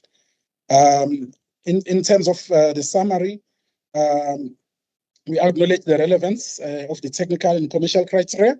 They need to be fully sufficient to the issues I've already highlighted. And therefore, we recommend that NERSA adopts a broader multi-criteria approach. Moving to the next slide, Chair, under questions. I'm on slide 8. I hope you can see slide 8. I think I don't want to spend too much time. We've already taken too much of your time, Chair. But I think this was about how can NERSA enhance stakeholder engagement during implementation. I think we strongly believe that there should be that queuing procedure that should be transparent, including disclosure of who is in the queue and at what position that project or that applicant holds in that queuing. And the reason why we're supporting the transparent queuing, there'll be public interest and accountability. And then there will be deterrent of speculative grid blocking that Vali was talking about. And also it will support the planning and investment coordination in municipal areas, promotes equity and access monitoring, and build trust in the allocation system. So we would like to recommend that also the distribution system operators and distribution and transmission system operators publish and regularly update the queue via a publicly accessible dashboard while safeguarding on truly confidential information. So we do consider that there might be confidential information, but that queuing process and who is in the queue must be very transparent. In terms of what role do international best practices play in shaping national grid capacity rules, especially regarding stability and resilience, I think as municipalities, we have the view that the responsibility of these rules must lie with NERSA in consultation with licenses. So NERSA must take the lead here, and obviously we support that 100%. The licensees could just make inputs, but NERSA should be visible in providing leadership in the process. And I think in the whole slide, we're just providing some of this risk of license-led rulemaking. We know internationally, usually licensees lead the regulatory part of things and take the matters to the regulator. I think we've seen this happening also with NECOM and the wheeling framework, where NECOM and industry stakeholders took to NERSA a framework that NERSA obviously was not part of, and that it did create a bit of constraint, and it's basically caused a bit of friction in the process. So NERSA must be visible and take the leadership it needs to take. So I think I've already talked to these recommendations of what should NERSA do, what should licenses do, and what should other stakeholders do as well. I think I need to move. This is just the conclusion slide. In terms of the recap, that's I think we should remind ourselves why the ERA 2024 prescribed the discriminatory access to the grid. It's for all those issues, and those issues are taken from the ERA itself. Each of the responses emphasizes the importance of recognizing the mandates and operational realities of municipalities within the comprehensive regulatory framework. And also this careful consideration is essential not only to creating a fair and competitive market, but also for protecting the fundamental stability and reliability of the grid. And also addressing these issues is vital as South Africa navigates its balanced just energy transition, particularly in the context of increasing renewable energy and distributed energy resources integration into the infrastructure. And by prioritizing this balanced approach, it can help to ensure that the electricity market functions effectively and efficiently for all participants involved.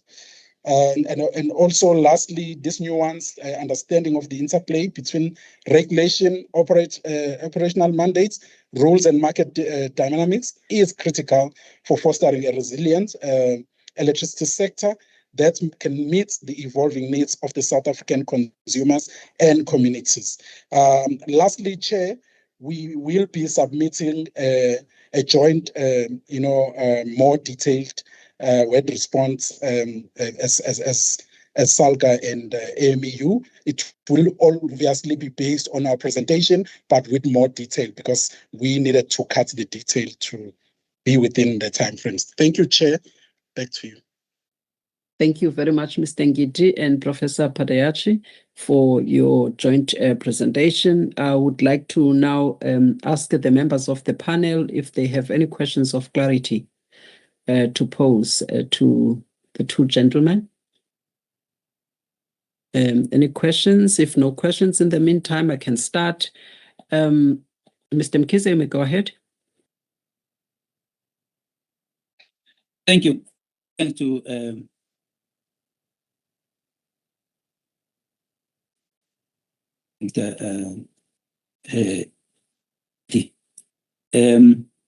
So as I indicated earlier on, that it would be appreciated if you can.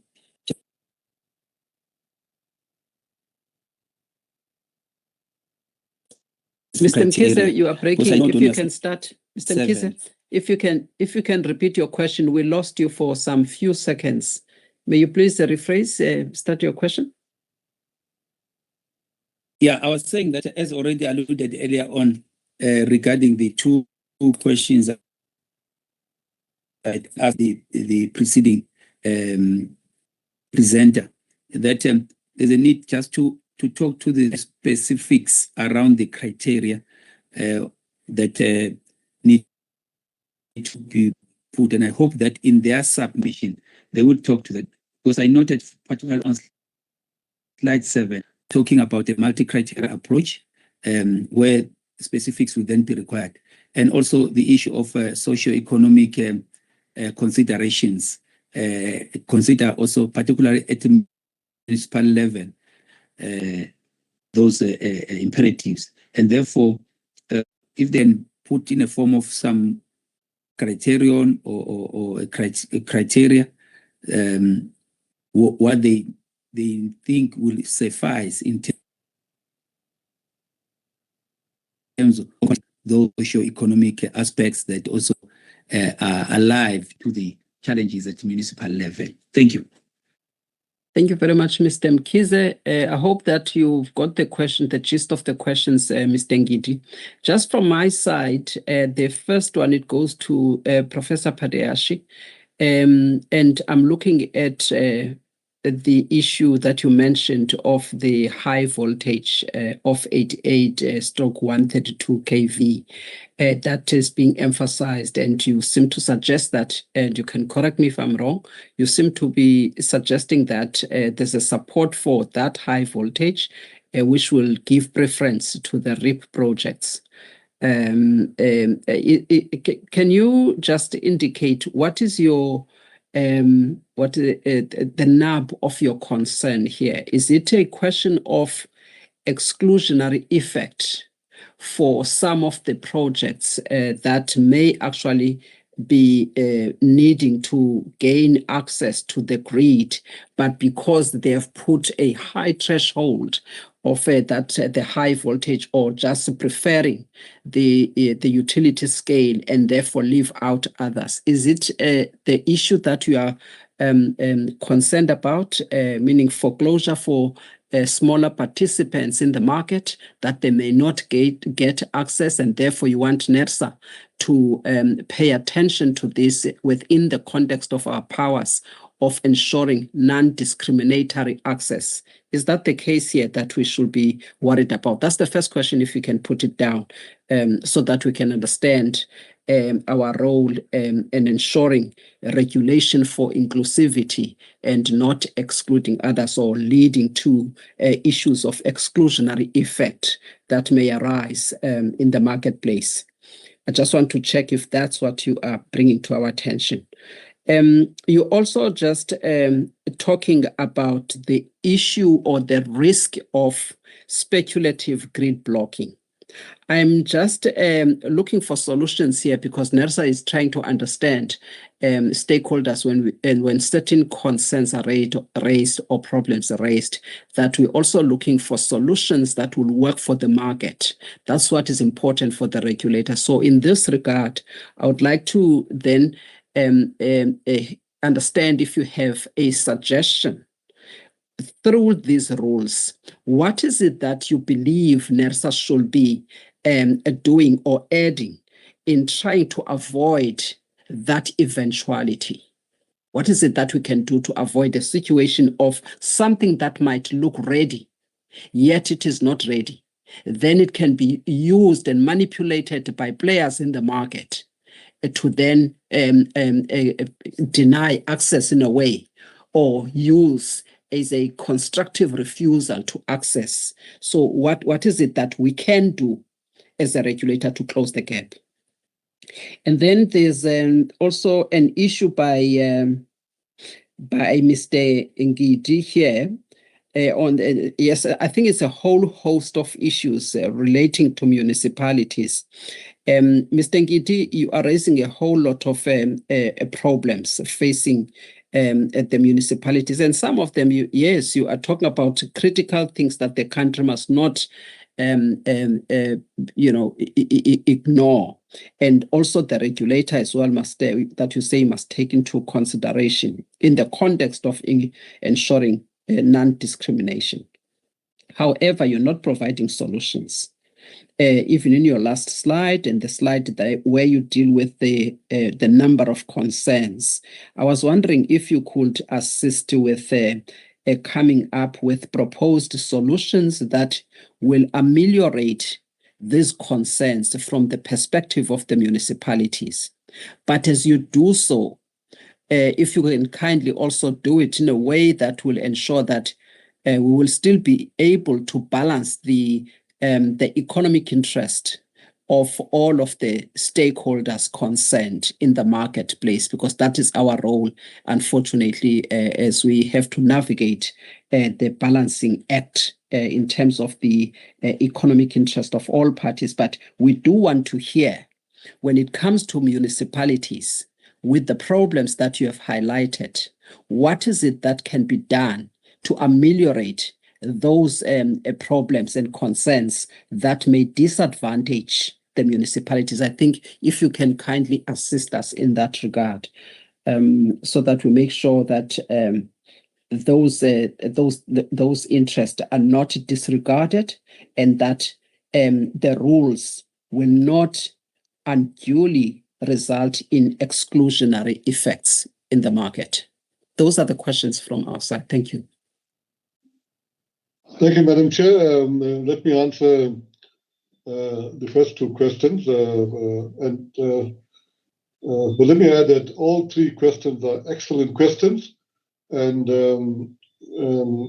we've actually prepared for all three of them in our detailed submission. In other words, I think those questions were expected, and so we did prepare for it, and we've got them in significant detail when we submit the Word document.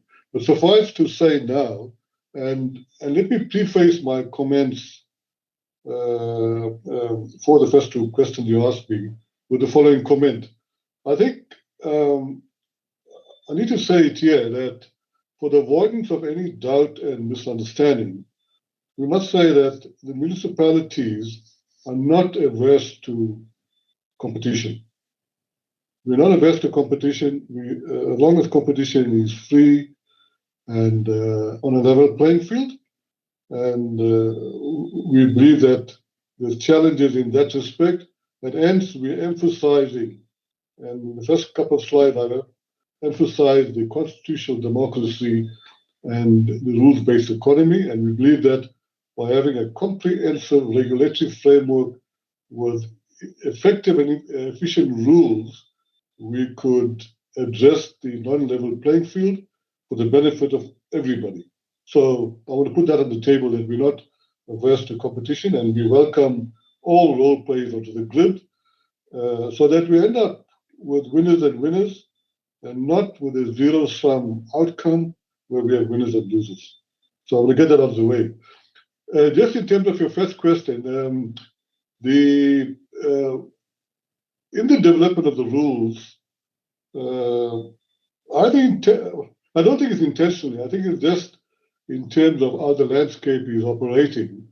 The focus is on the high voltage and not so much on the medium voltage, and hence the 88 kV and above remark or comment that we made.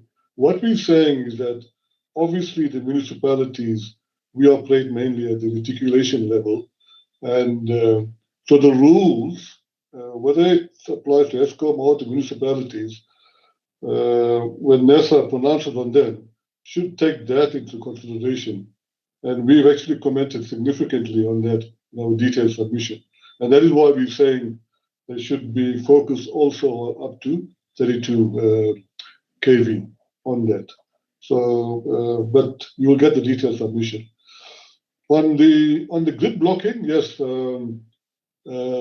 alludes to the comment that I just made. In other words, when you have, for want of a better word, arbitrary rules, when the rules are not comprehensive, they're not effective or efficient, then you will have speculation taking place. And unfortunately, certain stakeholders will take advantage of that. So it's incumbent upon NERSA, and you are mandated, you're actually given more powers now in terms of the new RA to exercise that mandate, as other speakers have said earlier on, to ensure that all parties are protected and we don't get into speculating or grid blocking. But we've covered that extensively in our detailed submission. But that's our key concern. How do we fix that, Professor Padiachi, in one line or two in terms of the essence? I kind of alluded to it a number of times, is to have a comprehensive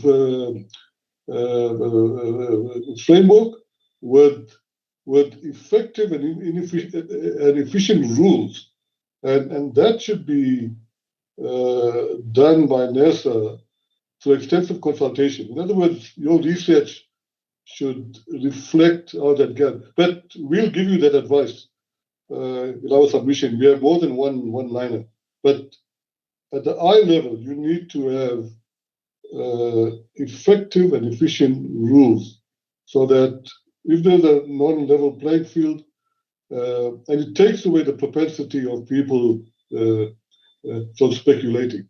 Because when you have arbitrary rules, and some of us have been in the sector for many decades, people take advantage and you can play by those arbitrary rules. But when you have, I'm not saying that we must be cumbersome and bureaucratic about it. We just need to be practical. And we can offer that as well. There are many experts in the country that if you reach out to them, we'll provide that. I know I'm sounding long-winded, but you will get that detailed response when we give our detailed submission. Sure. Thank you very much. Yeah. Thanst you. Mr. Gidi? Chair, let me, I'm going to be precise. I think the rules, we're going to suggest a detailed framework, but I think the rules, in short, they must recognize the integrated development planning in municipalities. Municipalities can go further in issuing grid capacity assessment reports for their availability of capacity in their grid. But if they are allowed to remove the capacity for the projects that are already in the IDP, would that be discriminatory to access or not?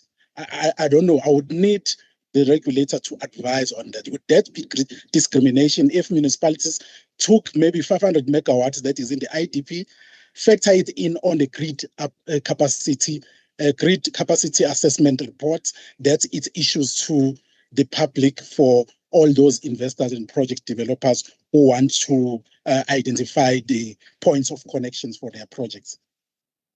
Thank you, Chair. Thank you very much, Mr. Ngidi and Professor Padiachi, for your inputs, and we're looking forward to the detailed submissions, particularly on the specific questions that we have asked, so that we can, and also what is contained in your presentation, where you highlighted some of the challenges and concerns. We would appreciate that you also propose solutions so that we can see how your interest that you came to represent today, the interest of the municipalities, excuse me, are going to be covered. So that becomes important, so that at the end of the day, you don't say that we have ignored some of your submissions. So it is important that we take that into account and balance that with the interest of all other parties in the market for something that is workable. It might not be perfect, but it must be workable for workable competition rather than the perfect one. Thank you very much for your input. We now move on to the next presenter, and the next presenter is can stop sharing. The next presenter is G7 Energies.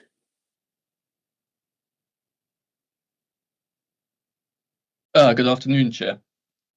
Okay, just want to say, Kai, am I pronouncing it properly? Kai Hovi? Howie. Howie. Okay. That's very all right. Thank you, Chair. Thank you very much. All right. May you then raise your right hand? Do you solemnly declare that the evidence and facts you are going to provide before this panel will be the truth and the whole truth? I do, so help me God. Thank you very much. If you can kindly state your full names and your designation at G7 Energies for the record. My name is Kai Howie, and I'm the General Counsel of G7 Renewable Energies. Okay. Are you the only one who's going to present? I see that you had a colleague here. All right. Then you may proceed. Thank you. Okay. Thank you, Chair. I'm just going to cut my camera, and I will be sharing a presentation. Okay, sorry, I'm just having a Teams issue.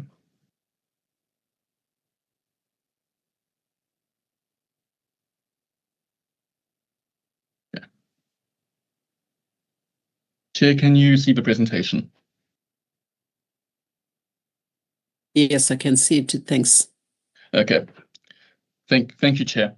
As a point of departure, we welcome the initiative by the regulator to start the process of developing rules and facilitating this public consultation.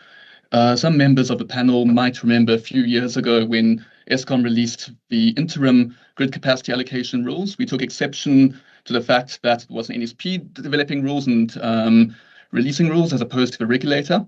And while it may have taken a while for the regulator to have released rules and for us to be participating in this process, we are very happy that this process is now proceeding. So just a quick walkthrough for our presentation structure. I'm first going to give a very brief introduction to who we are. Then I'm going to speak about the alignment with the objectives. I'm going to do a detailed commentary on the proposed criteria that's been used and why we have certain issues with it, before briefly touching on NERSA's legal mandate, and then discussing the conclusions and the way forward. I've noted various questions from members of the panel to other participants throughout the course of this hearing, and I'll try to address those in some of my responses as well, and some additional remarks that I hope the panel will find helpful. So briefly about G7, we were founded in 2009 and headquartered in Cape Town. We are a fully South African developer and IPP. We've successfully participated in both regulated programs as well as bilateral private procurement across a range of renewable energy technologies. Moving on to the rules themselves. Chair panel, we firmly support the objectives of the proposed rules. But in our evaluation of the rules, the question we asked was, do these rules really allow the objectives to be achieved? And part of the rules, for example, the disclosure requirements, we firmly welcome. So we believe that the NSPs or network service providers should be mandated to publish an updated list of projects that have met the criteria of the rules and are in the queue. And the disclosure requirements of that should include, the identity of the project, the technology, the location, and the substation they are connecting to. Just to note, we have submitted written comments with full details in there, but we are incredibly supportive of that, and we believe it will help other developers of their planning decisions, as well as the market as a whole, to get visibility on where projects may be developed with its capacity to then connect projects and also be able to move forward with commercializing these projects with other counterparties, whether through a regulated program, whether through offtake arrangements with various offtakers or through traders, or through the forthcoming wholesale electricity market. So moving on to the proposed criteria. So in our assessment of the criteria is that the rules or that the criteria that developers have to submit to an NSP to prove their readiness, and we support the principle of first ready, first served, provided that is measured at the correct time. Now, in looking at the actual criteria to be used to assess whether a project was ready or not, we need these criteria to really speak to the realities of project development. So there can be a bit of a chicken and egg situation, and we need to avoid that. And I'll go into the details a bit later. But for example, Shirley, when she was speaking on behalf of NOAA, did highlight a few of the issues with that. For example, the appointment of contractors. We further believe that the rules have to be very clear and well defined. Developers looking to connect their projects, or indeed NSPs, when interpreting the rules from NERSA, they have to know exactly what's required from them. We believe the rules in this regard have to be comprehensive, i.e. NSPs should not be able to then add additional criteria above and beyond what is in the rules, because that, first of all, can distort the market. Second of all, it leads to uncertainty, and third of all, it is perhaps just not practical or within their powers to do so. The rules also have to allow for an objective assessment. This is mostly to ensure that good governance is in place, and in that regard, it should be pass-fail nature. From our perspective, we view it as highly undesirable if an NSP has to, for example, assess the completeness of designs, where, first of all, there's questions about whether they have the capacity to do so across all technologies, but then also it introduces an element of subjectivity, which can lead to compromised governance processes. And so in this regard, we view the rules should be a tick box exercise. For example, have you submitted environmental authorization for the project site? Yes, no. If yes, that criterion is passed. So actually doing a bit of a deep dive into the individual criteria, and we have provided written submissions. We're going to a little bit more detail on this, and to the extent the committee wishes, we would be happy to supplement this. So the issue with construction, first, the construction start date. The first issue that we really have with this is that if you look at the definition of construction, as you'd find in most PPAs, which you would have issued generation licenses for, or in other documents in the market, the definition is normally incredibly wide and includes things such as investigations, designs, which are activities that happen, very early on in the project development life cycle, at least on a conceptual level. And the idea is that when you speak about construction start date, is a question of, what is really meant by that, and what does it actually add in assessing the readiness of a project to proceed with that. And given the fact that, some projects might proceed on a limited notice to proceed basis, where, for example, they might pay for the clearing of ground or the establishment of a construction camp without actually, giving full commitment to, for example, procuring all the generation equipment, we believe that this criterion, first of all, it offers limited value. Second of all, it's presently quite vague, and we do not think it offers value to NSPs in truly assessing the readiness. And I'll get to what proposals to replace this with could look like a bit further on. Then the second criteria was providing supplementary regulatory approval and clearances document. Now, generally, these approvals are only known and finalized once the project scope, including the grid connection, has been well defined and finalized. And normally this would happen in the run-up to financial close, but in the current development timelines, long after the project has applied and got a reservation of grid capacity, because at that stage, the project has a reasonable certainty it can proceed, and then also, for example, certain project details, for example, where it will connect, the nature of the what the connection line will look like and the connection works, and then projects can go out and go and obtain the relevant approvals for that. We believe that in this criteria, there should be, instead of having this broad overarching criteria, it should be very limited to very particular approvals. So, for example, the environmental authorization for the facility. And this is really to allow the network service providers to be able to assess it relatively easily, and also to provide a yes, pass or fail test for that. And the reason for that this is twofold. The first reason is it aligns with current market practice and where things work. The second reason is that generally certain projects will require different approvals than others, dependent on their location and surrounding environmental factors, including what might be in terms of the built environment. So the example we've used, it's something which we've seen in projects in our portfolio, is due to their proximity to the observatory in Sutherland. There's potentially additional consensual approvals that might be required from that. And we view it as optimal for NSPs not to have to go into that level of detail in doing their grid capacity assessments, where very specialized and broad knowledge is required in order to properly assess the completeness of a project supplementary approvals and consents. Moving on to the contracts to demonstrate construction readiness. Chair, this is something that was touched on previously, and the issue with this is that in order to finalize a construction contract, particularly for the balance of plant, is that you have to be aware of what is the scope of a project and what are the timelines. And this can very often be determined by what the grid works look like, which only really becomes known through the budget quote development process. So as has been mentioned previously, a project receives a cost estimate letter. It contains non-binding scope and non-binding timelines. It only really becomes evident during the process of developing a budget quote what that scope actually looks like. And in many cases, the scope has been drastically increased from what had been indicated in the cost estimate letter. And the effect of that is that it can also move out construction timelines. It can also radically increase the costs to actually build a project. And that obviously has an impact on finalizing these construction arrangements, because effectively what this criteria is saying is please finalize contracts when the full scope of a project is not yet known.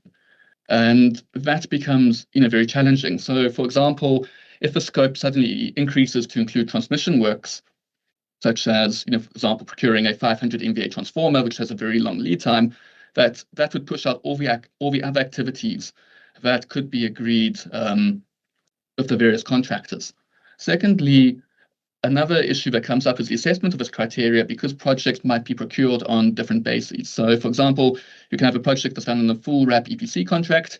Then, on the other hand, you can have projects, and we see this particularly in solar, where the works packages are really split up into very discrete packages. So, for example, one entity might do the EBOP procurement, another entity might do the CBOP, which is your concrete and your foundations, and then your panels might be procured directly. And we don't think it is desirable for a network service provider to have to sit and be able to sift through all these contracts in order to be able to assess it. Furthermore, there are confidentiality concerns with sharing these contracts, because obviously there's a lot of commercial arrangements that are being made there. And particularly in the world where a municipality, for example, might, or even Eskom, might be procuring transformers from a certain supplier, it would be highly undesirable for the supplier's commercial arrangements with another customer to then be disclosed to that municipality or Eskom. Moving ahead to the completeness of design, our first issue with that is that we're not too sure what level of design is being referred to. So most engineers would know that you would get very high level designs on conceptual basis, then you get very thorough designs for what's called issued for construction. Now, if the intention of this criteria was to say we want to have issued for construction designs ready, that historically has only happened after financial close. Now, a project cannot reach financial close where grid capacity is not being secured, because you're not able to prove that you are able to sell your electrons, or that you have sufficient finance in place to connect to the grid. So we have an issue with that. And second of all, we do not know what scope has been envisaged. So because of the fact that your scope of grid connection works can change radically from accepting your CEL to receiving your finally developed budget quote, those designs are liable to change, and they continue to change as the project matures. Secondly, new technology could be adopted by the project, and so obviously then designs could change. And also speaking again to the capacity of NSPs, we do think it's undesirable that NSPs would have to have a capacity to assess designs across a range of technologies, whether it's solar, BESS, wind, gas, nuclear, or any other generation technology, for the purposes of saying, yes, these designs are complete, and yes, you can issue grid capacity. Particularly, while ESCOM might have capacity, for example, a municipality which does not have the resources or the in-house expertise, because it's not their core business, would find itself in quite an interesting position. And I hope that our SALGA colleagues will address this in their submissions. But from our perspective, we think that this is a criteria that is certainly set with its issues, and we would recommend that it is not included in the allocation rules. Talking about moving on to construction duration and reasonableness, the issues we have with this is that it's very subjective to say what is reasonable. Secondly, the construction duration is very often influenced by the grid connection works. So, for example, if there is major transmission upgrades that need to occur, that will definitely push out the construction duration, because those works have to occur before the plant can be energized and then hot commissioned. So, in looking at the commission timelines, at the time the projects apply for grid capacity, it becomes a speculative affair at best, and we do not believe that this offers value to either the system in having a look at this, given its uncertainty, and secondly, how it would actually be assessed. It might be that a project has been given an enormous amount of transmission scope, which pushes out its construction timelines, but also, that scope could also offer a lot of value to the network as a whole. So we do not believe that project will necessarily be discarded because of the fact that the construction timeline might be fairly long.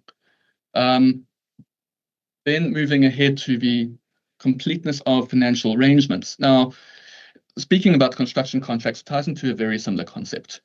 You cannot say that the financial arrangements are complete until such time as you know what this project you need to construct is actually going to cost. And that requires developers to have a very good understanding of what the grid connection scope will be, what the timing will be, and then have been able to complete a proper procurement process to ensure that that is properly priced and contracted for. And secondly, there are issues of entities supporting projects where it's not clear that these projects are feasible.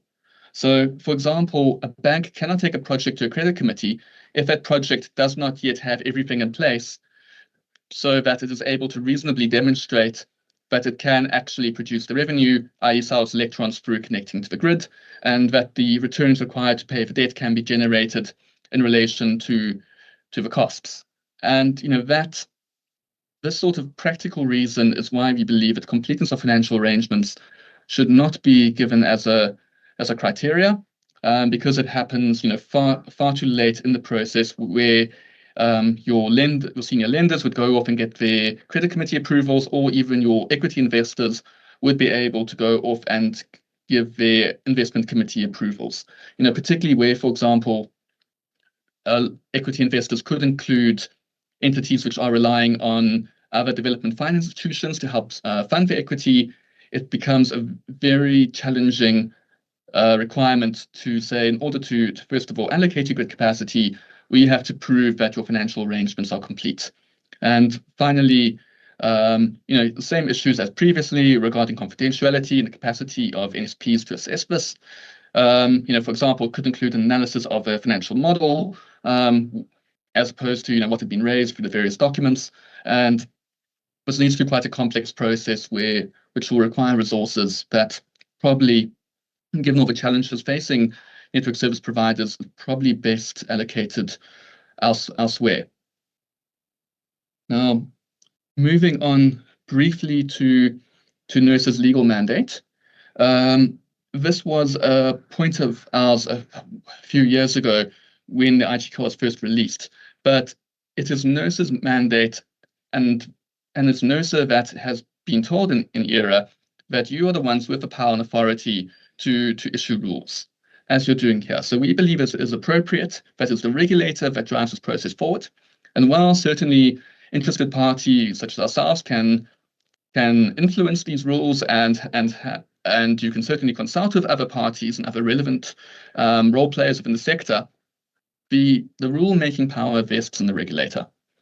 And in terms of the Act only allows for other entities to develop rules in certain very limited express scenarios, and one of the scenarios that we found is section 34B3B, where the market operator, for example, is empowered to develop the market code. Now, we noted NERSA's reference to the various license conditions. The license conditions is effectively saying to the entities holding those licenses that they have to implement the rules, the codes, and various other ways, but it is not a way for NERSA to delegate their authority that they've been given under the Act. It is, for example, it would be as absurd as NERSA delegating a licensee to be able to set tariffs, because that is another authority that's given to NERSA under the Act. And for us, from an administrative law point of view, and in our written submissions, we've not cited case law or anything of the like, but we'd be happy to supplement it, because that goes against this principle of delegatus delegare non potest, or, if one translates it, basically the beneficiary of a power cannot delegate its exercise, especially where if empowering legislation has not provided for otherwise. So looking at the conclusions, and I think this is where some of the regulators have asked, fine, there are issues, but how can we look at the way forward? We've had sight of a written booster submission prior to making this presentation, indeed submitting our own comments. And we believe that this submission, and I'm aware that the booster team will be speaking a bit later on in this consultation, they have broadly represented the views of industry as a whole, and this is a view that we are very happy to endorse and get behind, mostly because we believe it is sensible, it is reasonable, and it aligns with the realities of development, and also just for the reason that it gives the consensus view within the business community of what can work, and we believe that great weight should be put behind that. So I'm going to conclude the presentation there, but one of the other points that came up from the Q&A earlier on related to the revocation of capacity. And the issues at the moment is that where capacity could be revoked when a project is in construction, that causes a major risk to the bankability of projects, and we'd normally see that risk having to be passed down to the contractors who are responsible for meeting that. And currently in the South African market, we note that there's a shortage of balance of plant contractors, especially those with available liquidity who can undertake the scope of these projects. And we also note that there's been a number of liquidations over the years. I think the most recent significant one was Marion Roberts at the end of last year, which is causing issues within the sector. And so we believe that the circumstances where grid capacity can be revoked, that should be in the rules, and it should be very carefully considered to create an environment that is conducive to allowing projects to go ahead, being aware of the realities of project execution. And I think, NERSA, through your overview of many of the projects within South Africa, both Eskom-built projects, IPPs, and the like, you would have perhaps noticed that there are occasionally delays. And we would strongly recommend that the circumstances where capacity can be revoked takes the reality of the construction and implementation of projects into account, but we believe that this should be something that should be firmly addressed within the grid capacity allocation rules to allow for certainty and appropriate risk allocation in the market. Thank you. Thank you. Thank you very much for your presentation, as well as the recommendations that you have proposed in relation to each of the issues that you have raised. We appreciate that. I'm sure that there are some questions of clarity from the members. Members, by show of hands, if you have questions of clarity. Mr. Mkiza, please go ahead. Thank you, President. Thanks, Mr. Hall, for the presentation and for touching on the issues one is raised, that have been raised earlier on. I just would request you may not respond here and now. You touch on the issue of location, and then whenever you're talking of location, then municipalities come into play because every piece of land in this country is under some jurisdiction of some municipality. And the advantage of a public hearing in the sense that sometimes you come with no concern or comment, but the presentation by others raises some questions on your side. I would request you to maybe further augment what you have provided by reflecting on the presentation especially by Ameyu and Salga with regard to those locational issues that might need to be kind of hardwired into the rules. You know, if you may just reflect on that and provide some of the criteria that might need to be included, particularly being sensitive to municipalities. I will leave it at that. Thank you. Thank you very much. From my side, I just want to understand the effects of excluding the requirement for the designs to be submitted. What would be the potential harm if? And I'm looking at it from the view of other, even for the NSPs. What will be the potential harm of not knowing the design, and when you actually require the grid scope, if they don't know the design, how is your application going to be fully assessed? Also, in respect of what will be required in terms of the grid scope, if you don't submit the design itself. If you can just clarify that for me. And then the second thing that I just want to understand is whether you would like NERSA to be prescriptive in terms of the grid connection timing. I just want to check because you did touch on that issue. I was just not sure whether you would like NERSA to be prescriptive in that regard. Do you have an issue with the construction period, if construction period is determined in the rules? And why would you have a problem with the construction period if it is determined, so that it is not indefinite, but also want efficiencies in terms of the construction activity, so that it doesn't go on, and the next thing, there are people that could be ready to actually come in and do these things, and then it takes, say, 5 years and nothing is happening. Should one then not lose the access that was initially granted? Can you just indicate what your issues are?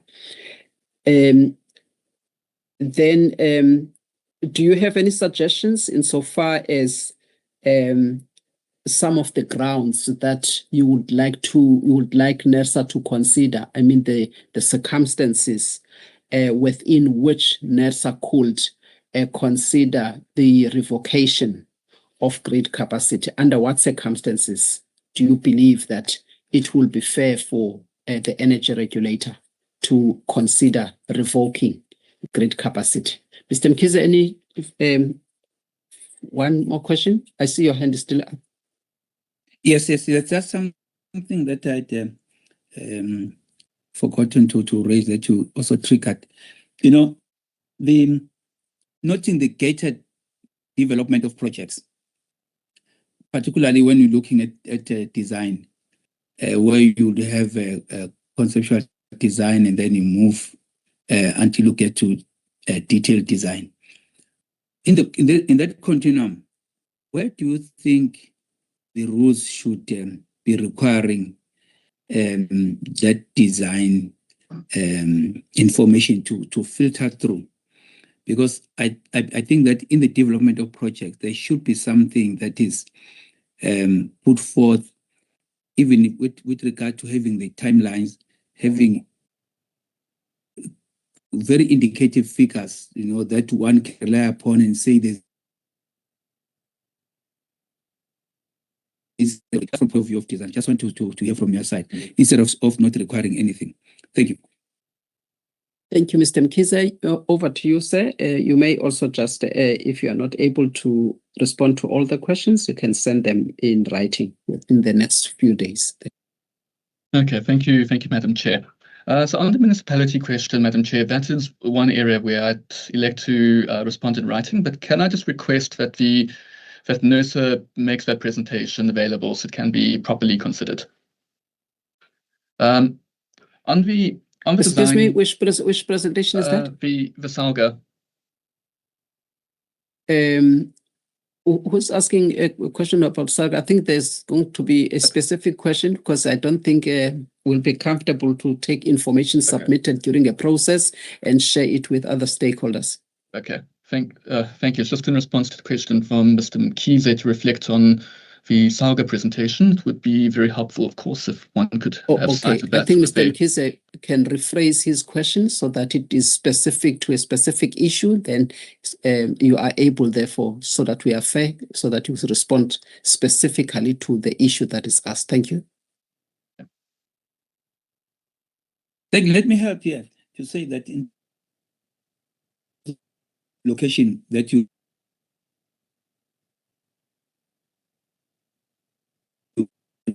and all of that. With regard you are to breaking, Mr. Mkhize.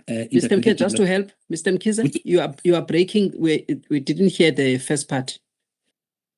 Okay, I hope can you hear me now? You are clear now. Yes. Yes. Okay, thank you. I'm saying that with regard to the location where you even spoke of the astronomical installations that could be might have to be taken into account at the municipal level, what the criteria should include in terms of the specifics around socio-economic development, as well as the IDPs, integrated development plans that pertain to municipalities. Your view in terms of how the criteria would have to be alive and accommodative of requirements at municipal level. I hope I'm clear. Okay, thank you.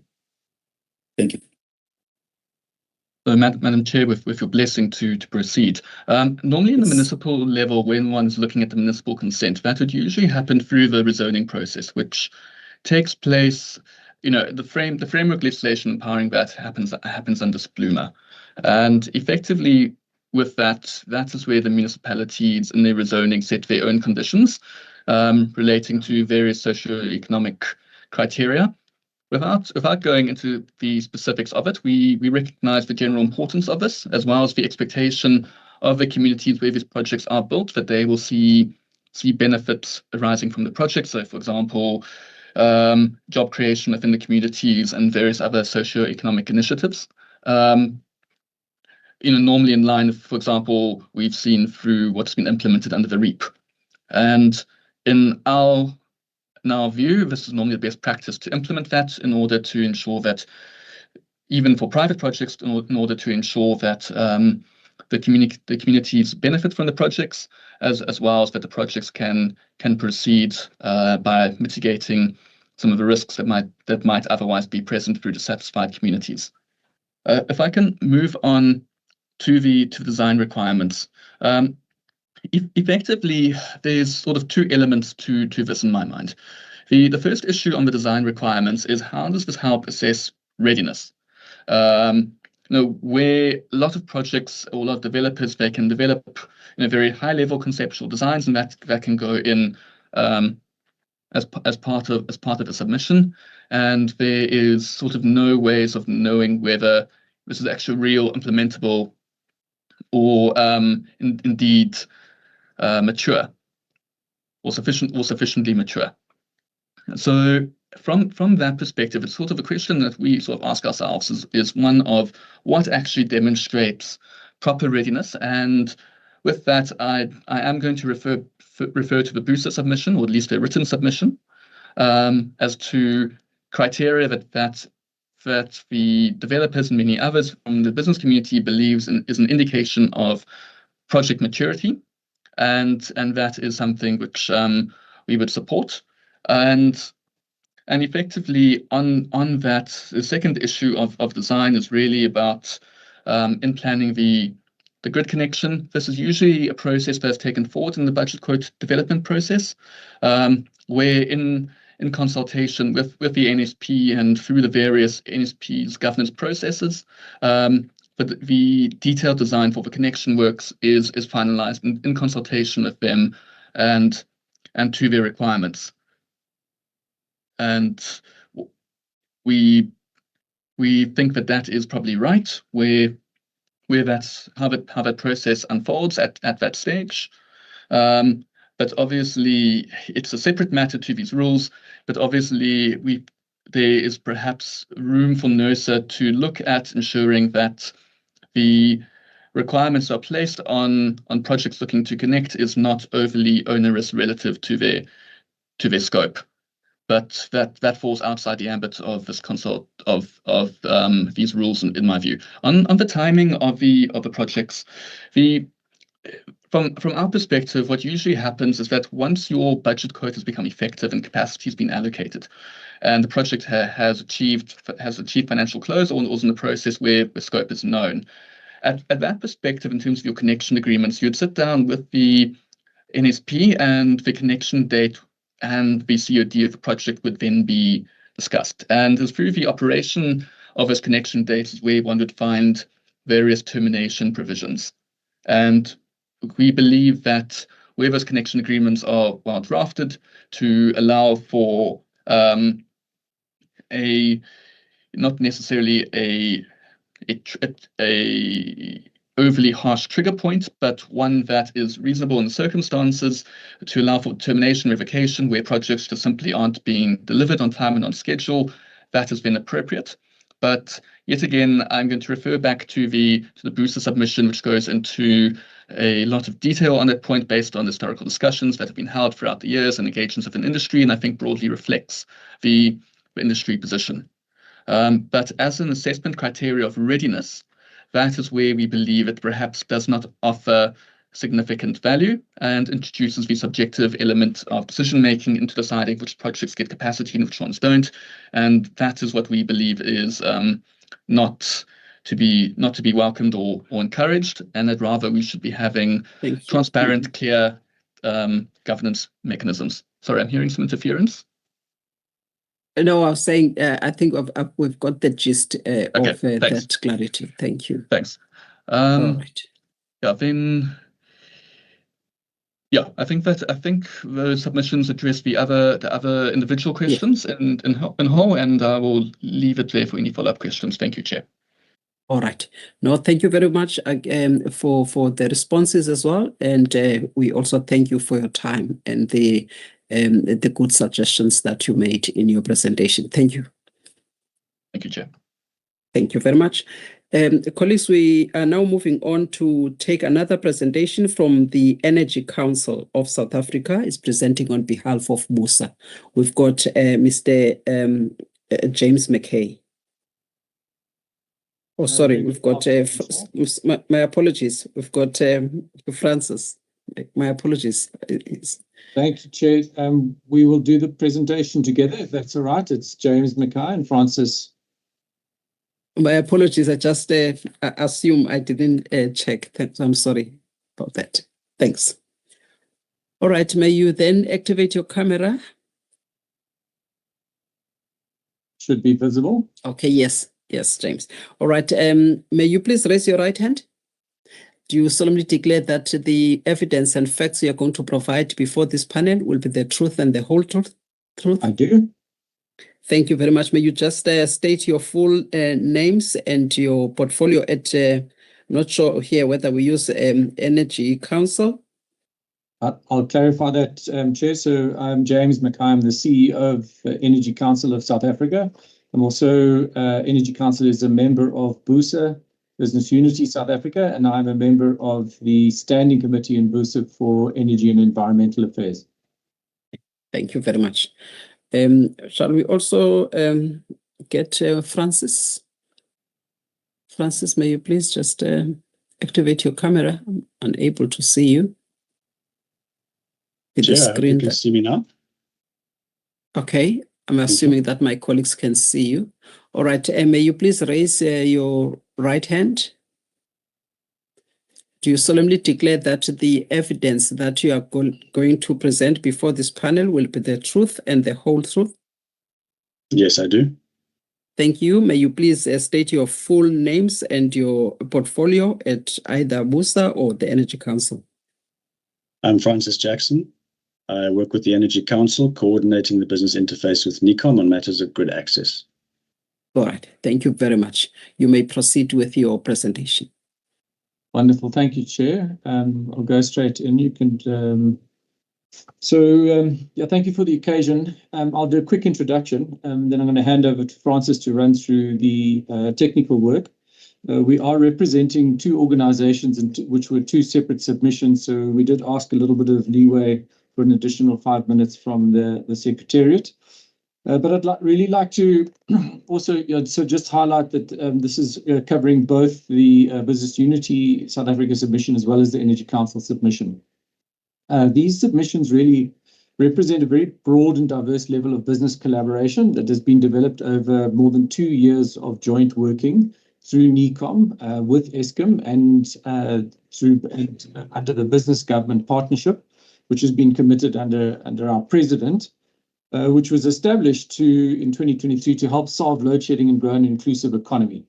And to emphasize the point, I think we had 73 industry representative and people on our final submission preparation call for these submissions, which I think you've also seen has been referenced as the BUSA Energy Council submission.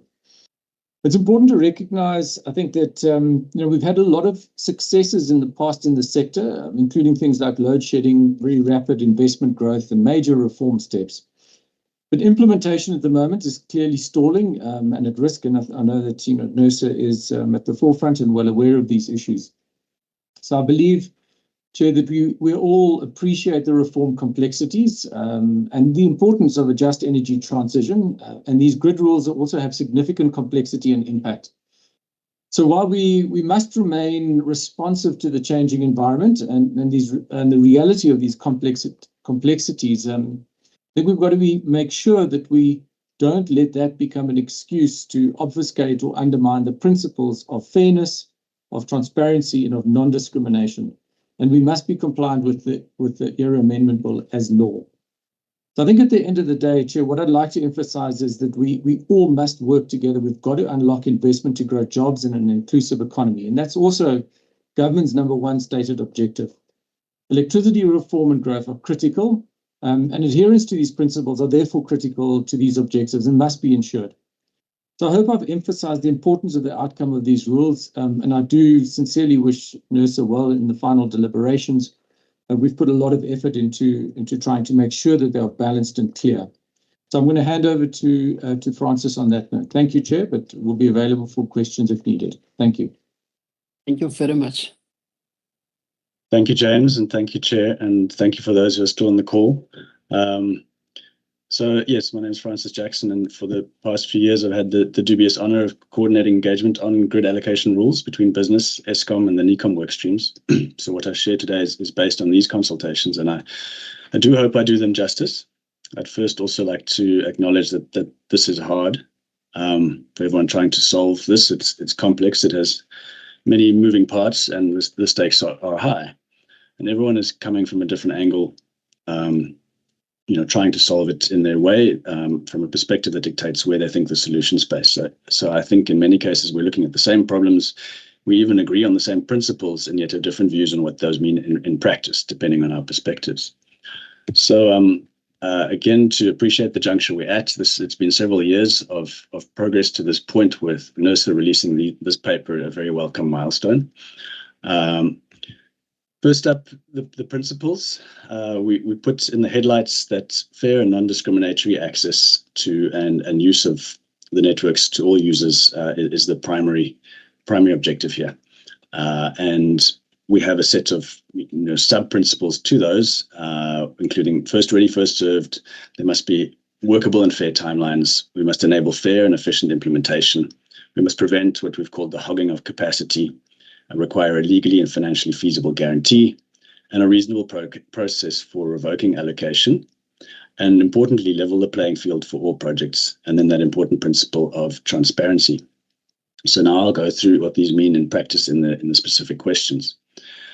So first up on question 1, the principle of first ready, first served. So this works is useful in mitigating speculative applications, and it's supported on the basis that you have a threshold of readiness that all applicants must demonstrate. And that shows that you have progressed far enough in the process to have demonstrated that you're not speculative. And then applications are processed in the sequence of their application. So this isn't the case of scoring or ranking projects based on some exhaustive set of criteria. It can't turn this into a kind of an auction or a tender adjudication for grid capacity. And importantly, you can't include any additional or discretionary parameters. I think the important thing here is to recognize that there's many objectives for new capacity coming online, and the presentations from AMEU and Salga, highlighted some of the bigger picture considerations about capacity expansion and those choices. We just want to highlight that there's an incentive framework for addressing how to bring the right kind of capacity online, including procurement rules, tariffs, etc., and that the allocation of grid process shouldn't be the kind of gatekeeping step for those kinds of decisions. So moving on to question 2. The importance here was about, what is a pragmatic set of kind of readiness criteria that can be used. We've looked through the set that's proposed, and we think that they're not quite yet fit for purpose as defined, and we'd like to suggest some pragmatic phasing of the criteria according to the development process of a project, namely the pre-feasibility phase, the reservation phase, and allocation phase, and also how to ensure that alongside we prevent this hogging by additionally clearly defining validity periods for grid connection offers, and preventing that there's indefinite renewal of those, and the requirement for a financial allocation guarantee. So we went through each of them. I think the prior presentations have covered them quite in depth, but in summary, there's 2 parameters that we want to ensure that all these readiness criteria can achieve. And firstly, they must be aligned with the development stage. So there's been quite some discussion about how, to get to financial close requires certain steps, and there's certain things that follow from the contracting phase it comes with being able to start those drawdowns on the, 3 billion rand for your 100 megawatt project kind of commitments. And we can't put those out of sequence.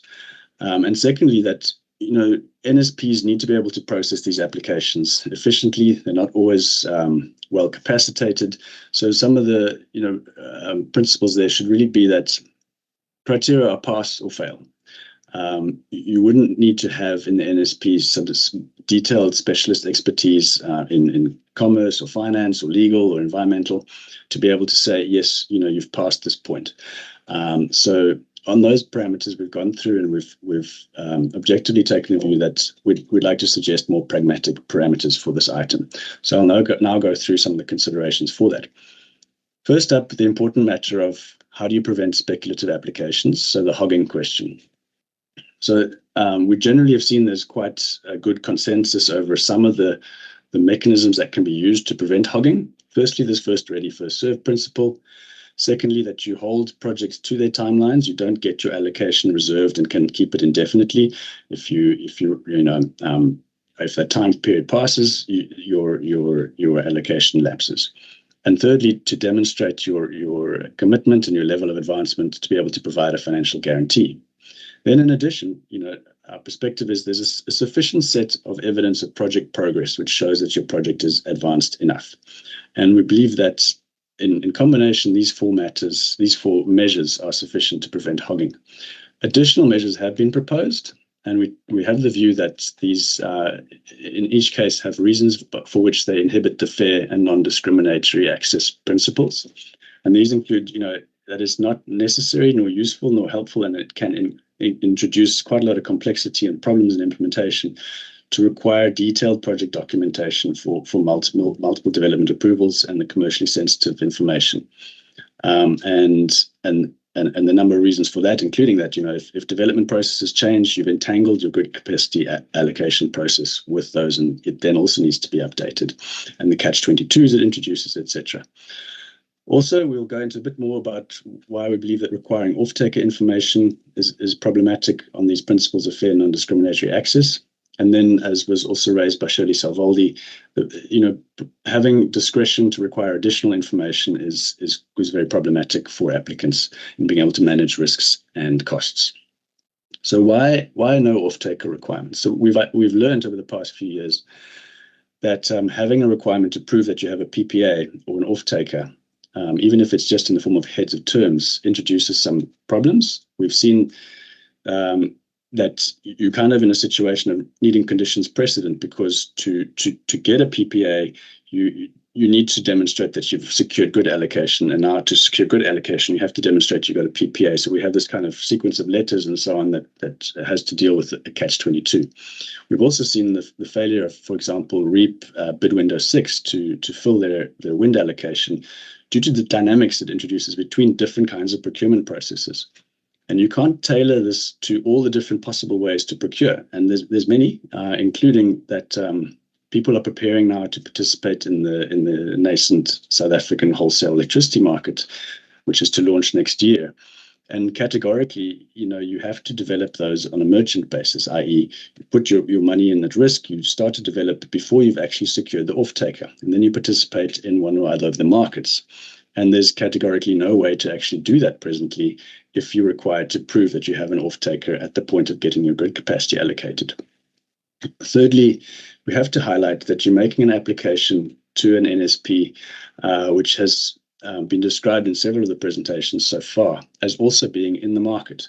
So we have, whether it's municipalities or Eskom generation, distribution, also involved in developing generation and selling electricity to customers, and hence competing with the applicants who intend to do the same.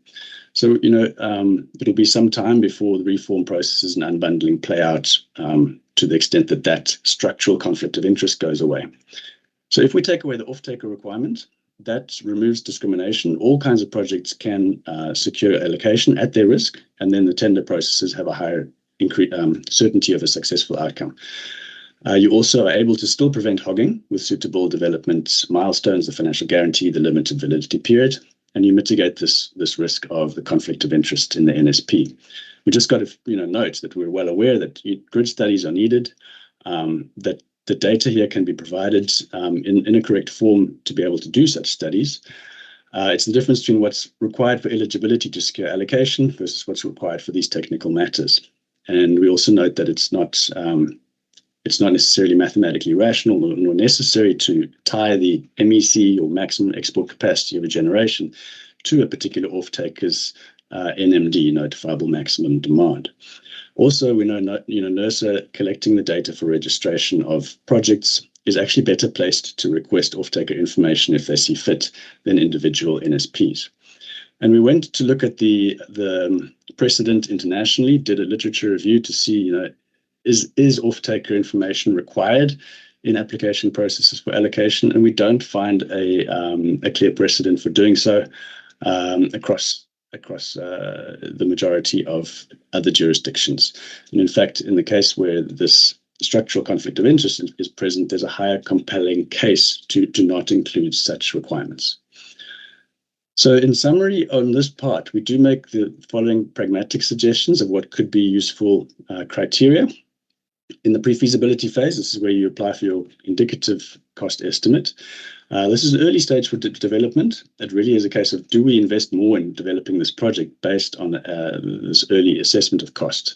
So it's sufficient to have your application fee and to demonstrate that you secured the land to the extent that you can begin developing it. And so applications at that point aren't necessarily an indication of how much grid must be allocated eventually.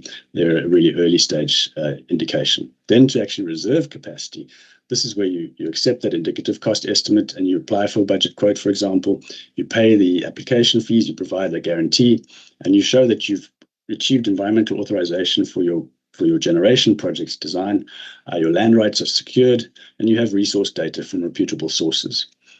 Then that actually gets allocated at the point where you've accepted the budget quote, and that comes along with many other associated milestones that come with financial close to confirm that your project's actually going into construction. And it's a major commitment at that point. Nobody's going to go into construction and start drawing down several billion rand from their finance and incurring, interest during construction unless they are well committed at that point. And then you move into the contracts that follow your development dates on commercial operations. And we would, while we suggest these are the milestones required, you also would need to be quite explicit in what cannot be required, such as offtake or tender process requirements and total discretion by the NSP to add criteria. Then we move on to the transparency. Transparency is absolutely critical. It's the key to market certainty and key to preventing any allegations of inappropriate processing that people may level at the NSP themselves. So very useful to help take the tension out of the market, which we presently observe right now, given the last data released on allocations was nearly 2 years ago now, in October 2023. So very important to provide that. We do acknowledge that applicants may be sensitive about their details being published. So the applicants' details themselves are probably best published only after reservation or allocation, at least. And, as it happens, would be ideal. But at minimum, we would like to see monthly updates to publicly available information. Then to the legal mandate. So here there's two parts to answering this question. The first about the legal responsibility. I think several speakers before have made a really good case about what's in the ERA and the EPP to point out that NERSA is well placed and in fact should be the party to define such rules. NSPs can develop processes and policies and procedures which must fit within those rules. But again, one of the most compelling reasons for NERSA to develop the rules is that we otherwise have this situation where the players act as referees and write the rules of the game themselves. I forget the Latin phrase that Kai used, but hence it's imperative for the regulator to oversee the development of the rules, the interpretation of those rules in the processes and procedures, and ensuring the transparency and accountability in the implementation of those rules. Hence, in summary, thank you. The first ready, first served is a good approach. It provides a means to require a threshold of readiness with applicants who pass processed in the order of their application. We can prevent hogging by application fees and guarantees, demonstrating a threshold of project readiness and fixed timelines and validity periods. We propose 3 sets of measurable and pragmatic threshold criteria aligned with the development processes. They must be pass-fail. They mustn't require expert interpretation and shouldn't require off-taker evidence. And also no discretion to add additional requirements. Transparency is absolutely essential. And we do believe the regulator is best placed to develop such rules and really laud the process that NERSA has released so far and give it our full support. Thank you very much. Thank you very much for the presentation. I would like to open up the presentation to the members of the committee. Any questions of clarification by show of hands? In the meantime, I can just ask a quick question just on 2 issues. Let me start off with the issue of the off-taker. What if the project does not succeed at all, so that one can get a better sense of sort of the anchor that once all of these things are allowed, at least there will be customers that will be served, that will be able then to pay back the cost, the capital that you had to spend. How would one get assurance of that? How do we deal with that aspect? That's the first thing. And then the second one is on your take with regards to the requirement for contracts for construction. What is your take on that in terms of the sequencing? Which one must come first, and why? Oh, and I think there's another key issue since we have worked closely with the NICOM, and this is on the high voltage and the challenges of putting it that high and the likelihood of excluding others and to the market. What was the rationale for that, and what's your take, especially within the importance of, again, fairness, as we put it, because you also do want other participants, even smaller participants, to be allowed the opportunity. And they've also stated projects such as your SSEGs and so forth. And there was also a specific proposal of going down to 32 instead of starting from 88 slash 132 kV. So those are the questions from my side. If you can take them down, because Mr. Mkhize has another question. Mr. Mkhize?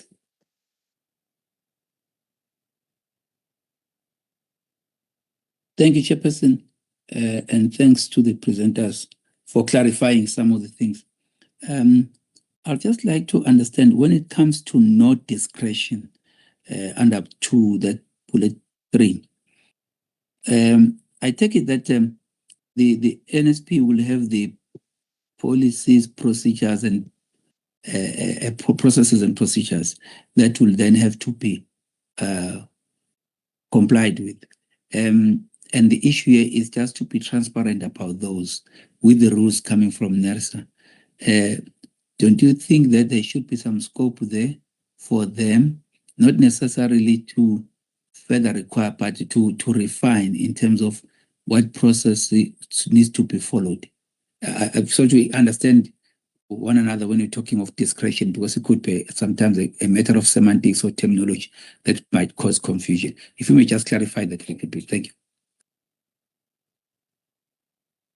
Thank you, Chair. Shall I respond now? Yes, please. Thank you. It's to your first point, a very salient point, and always asked, what if the project doesn't succeed at all? So herein we make the distinction between what risk the developer takes and what risk the other parties take.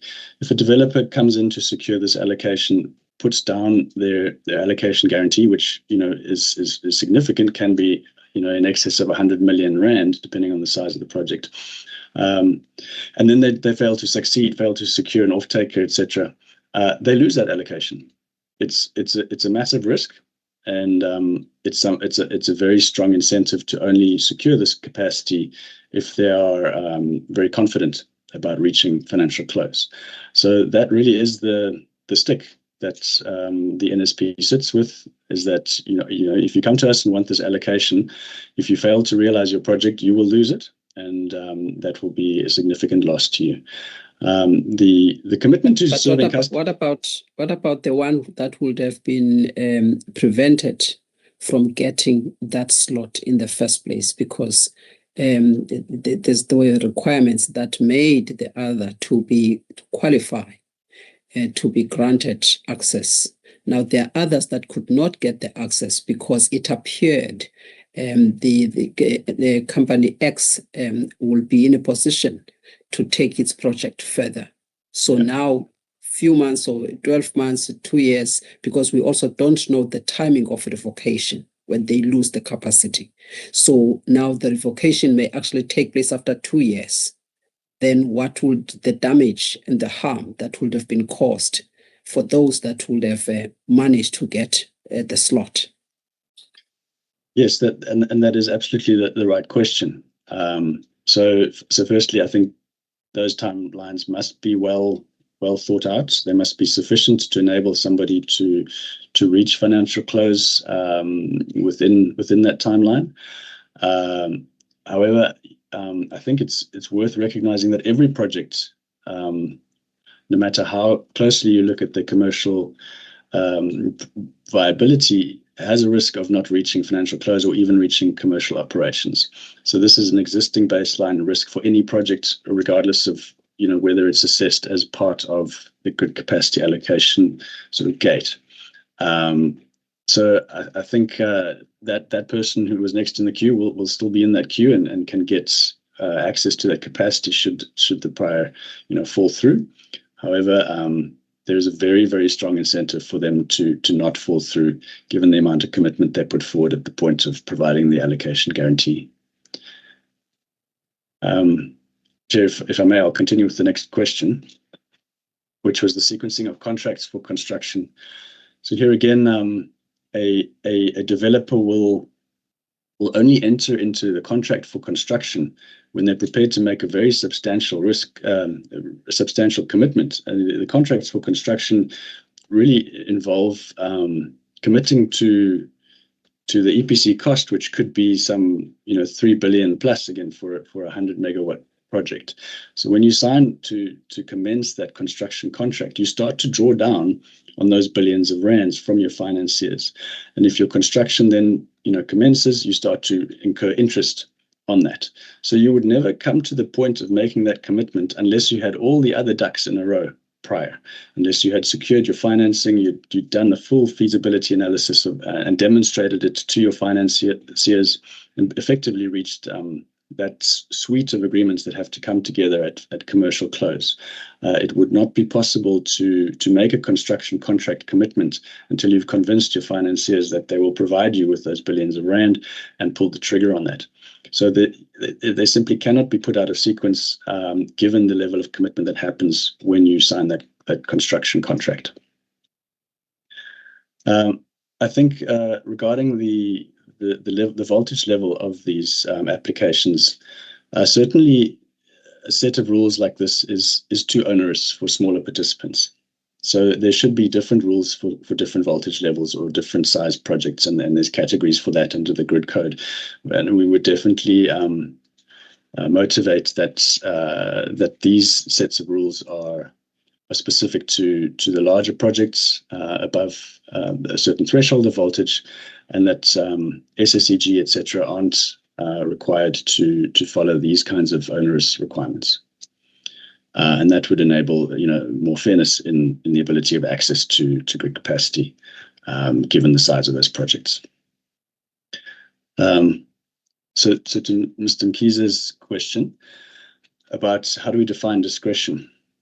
So I think there's two parts to it. Firstly, we cannot in the market context, we cannot leave it basically up to an NSP to decide at their own discretion who gets access and who doesn't, in the absence of a very clear and transparent set of criteria. So everyone knows where they stand and they know they will be treated fairly. So that to exclude the ability of NSP to adjudicate on any criteria that aren't known and transparent, that's the essence of discretion. It cannot be, well, we like you more than another. I mean, to put it in very basic terms. And then secondly, the discretion to add criteria in addition to what has been published and is transparent. That would also throw a lot of uncertainty into the market. And while we may say these are the sets of criteria you must meet, we do also have to be explicit about things that you can't include as criteria. And hence, that's where, we must say you don't have discretion to add certain things. Chair, I hope that responds to those questions to the satisfaction. Yes, thank you very much, James. You may come in. Thank you, Judge. I'd like just a quick comment is that grid queuing is an international phenomenon, so it's not a unique issue to South Africa. And not all projects are needed on the grid, hence the importance of competition. I think there's been references in various areas alluding to using grid connection and queuing for developmental BE local content.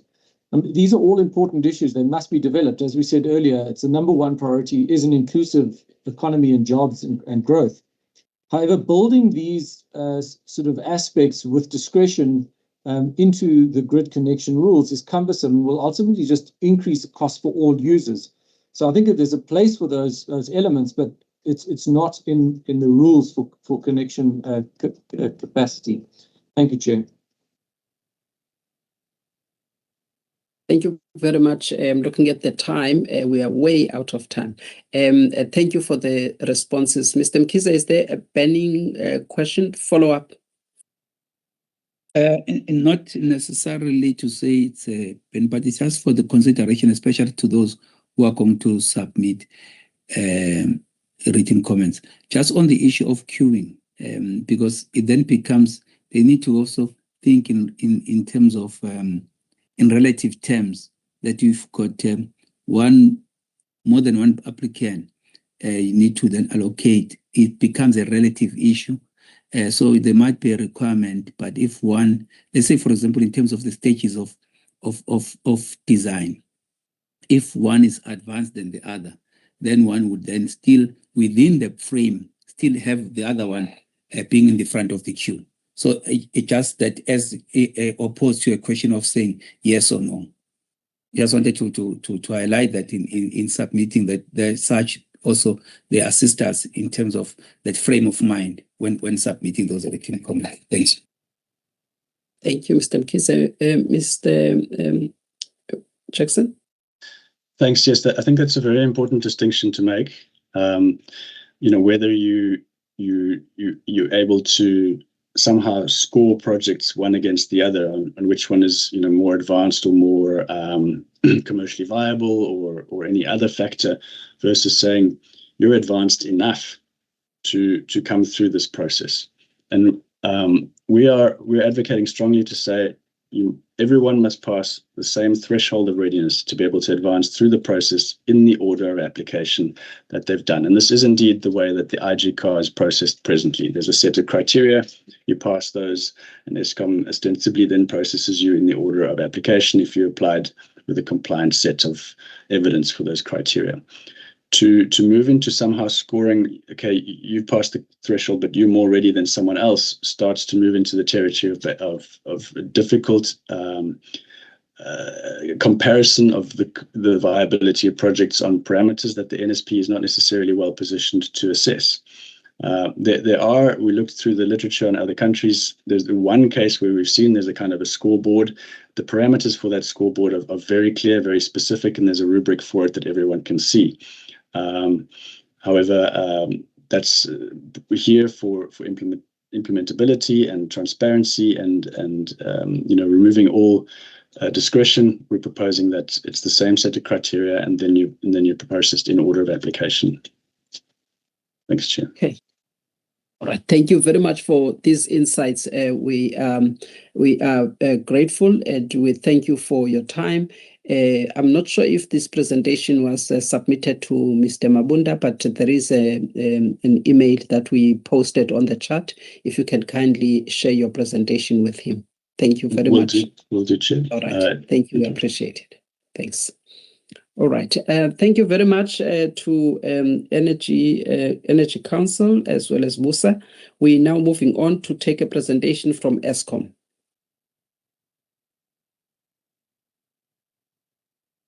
We've got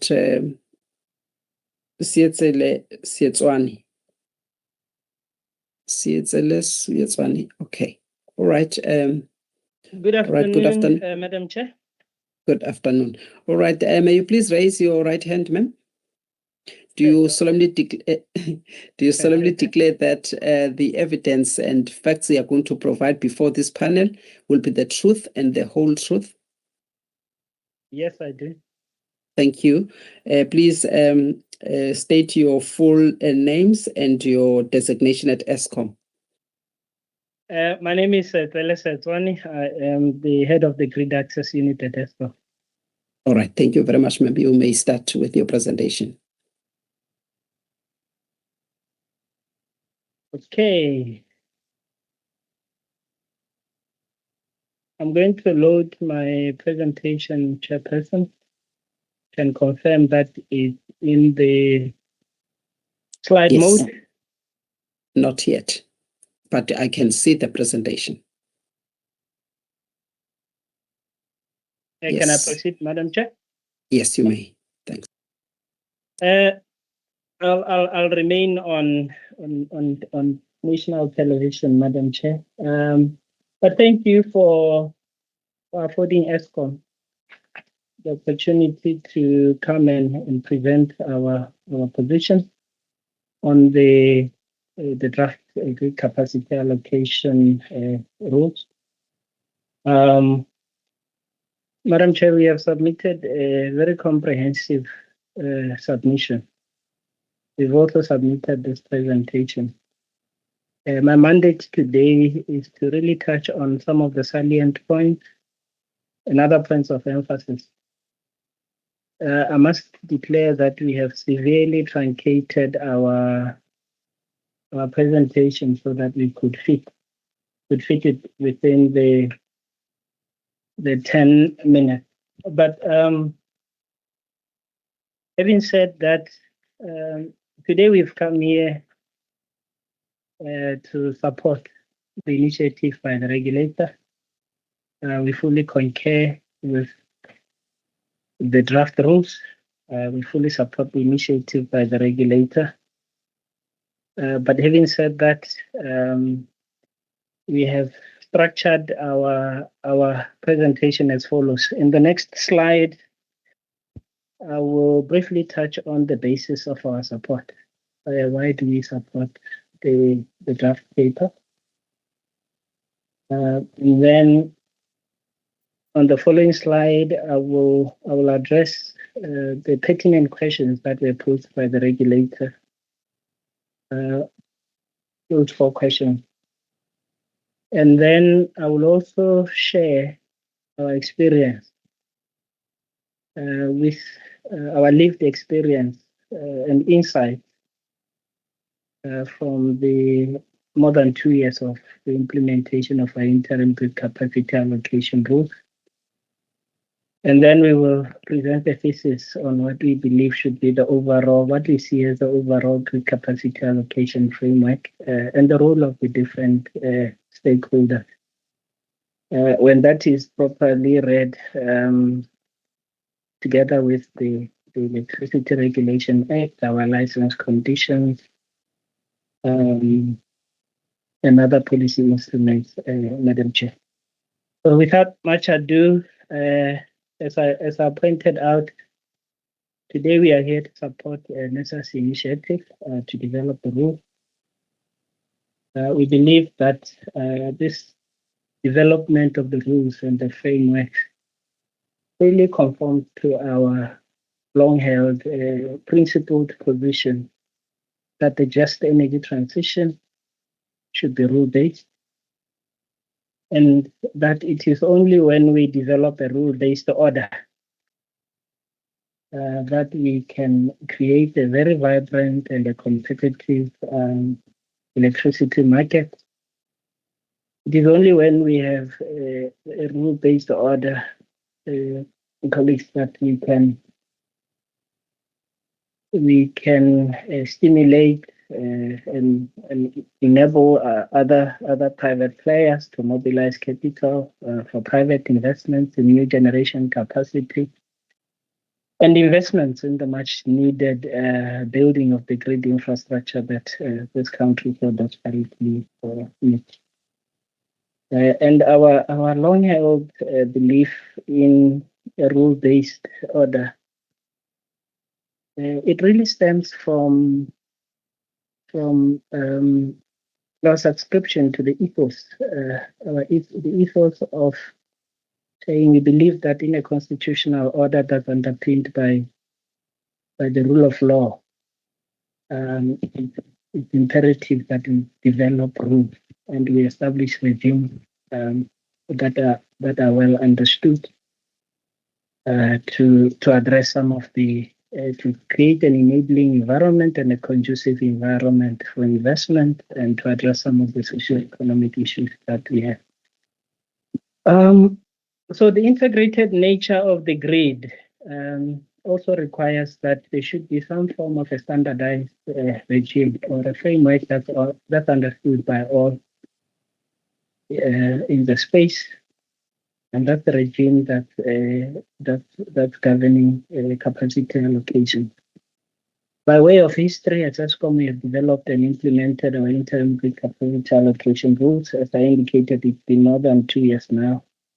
We've had experience.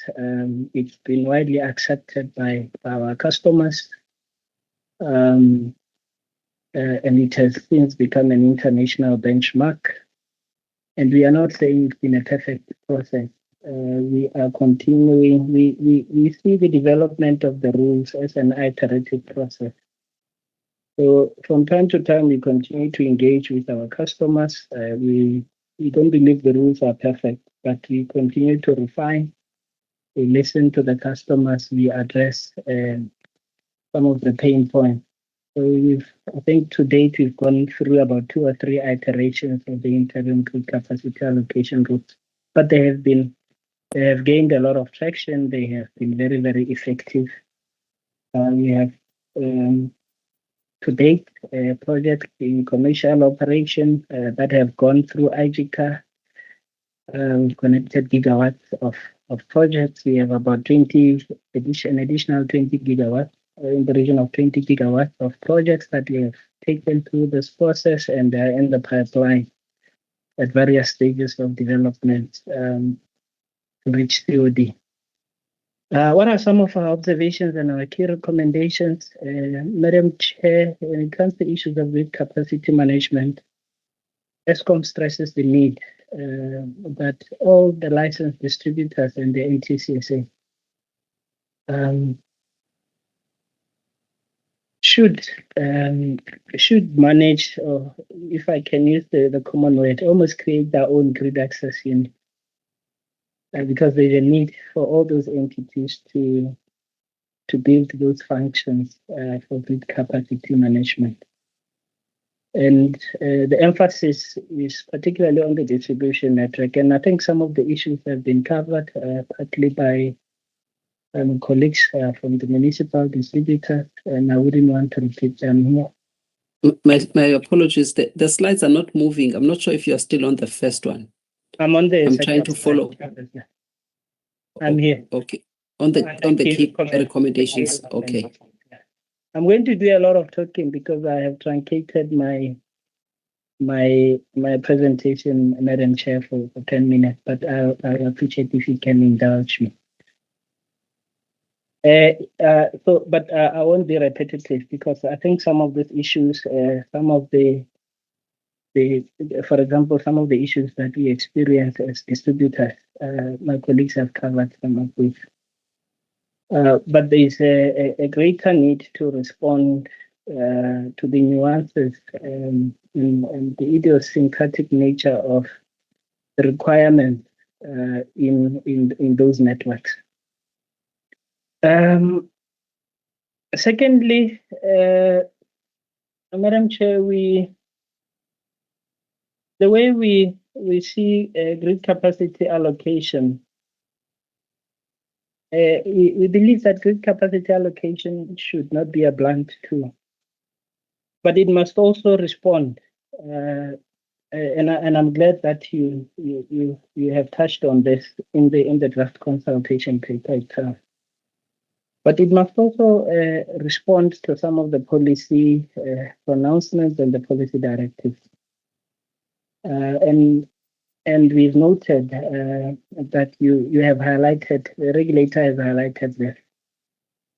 And we see in terms of Section 4A of the Act, the Electricity Regulation Act, we view the development of the rules as being intended to give effect to government electricity policy framework. So we believe this should also translate into the recognition of special dispensation that really gives effect to those policy pronouncements and policy directives. For example, we believe that strategic projects should be recognized. Due regard must be given to strategic projects that enable the transition. Grid capacity allocation is an instrument that should also serve public interest and long-term aim of energy security. So we believe and we affirm that there should be a mechanism to enable the prioritization of those specific projects. To the extent that those projects are giving effect to policy pronouncements, policy directives, and having regard to the role of the regulator, the role of the regulator as the enforcer and the custodian of that framework. So there is an obligation. NERSA's role as an enforcer and the custodian of the regulation framework is an obligation that extends to the regulator to give due recognition to those government priorities. It's also our submission that there should also be system level consideration, Madam Chair. What do we mean by system level consideration? By that we mean in a rapidly reforming industry, in a grid constrained environment, we cannot have hard and fast rule pass and fail criteria. We should be able to, and we cannot be technology agnostic. It's self-defeating.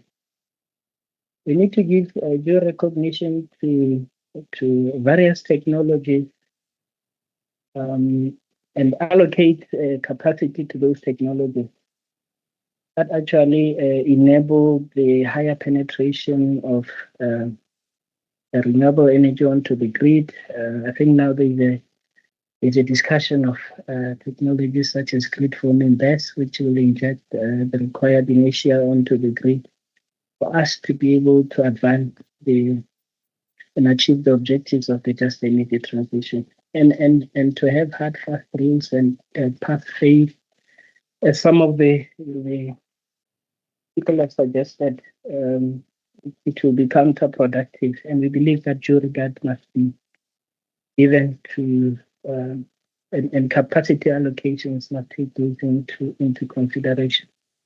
There should be explicit allocations, Madam Chair. Again, I'm talking about strategic projects and the advancement of the just energy transition as a policy imperative. To brownfield projects, explicit allocation for brownfield projects and the recognition of those brownfield projects. And I'm basically referring to the repurposing of the oldest conflict.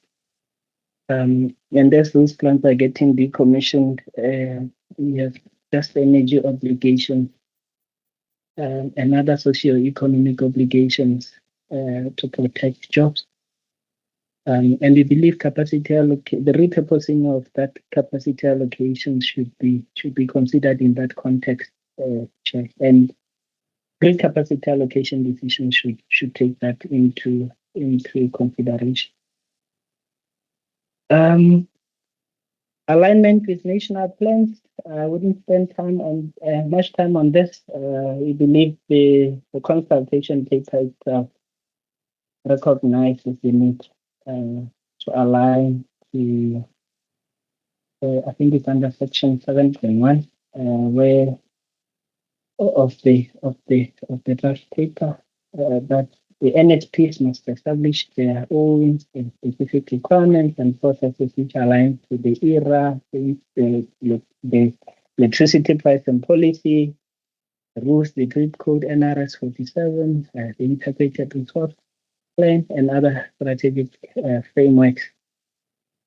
And again, it goes back to how we see grid capacity allocation as an instrument to resolve the energy quadrilemma, resolve the issues of long-term energy security, issues of sustainability, of access, open access to the grid, to resolve issues of affordability for ordinary South Africans.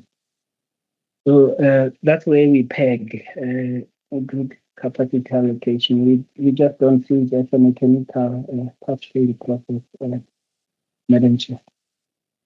And then I'll then move to briefly give an overview of our responses to, and we deliberately don't go into the nitty-gritty of the scheduling and the sequencing of certain activities, partly because of the position that we have adopted under question 4 regarding the role of the regulator juxtaposed with the role of network service providers.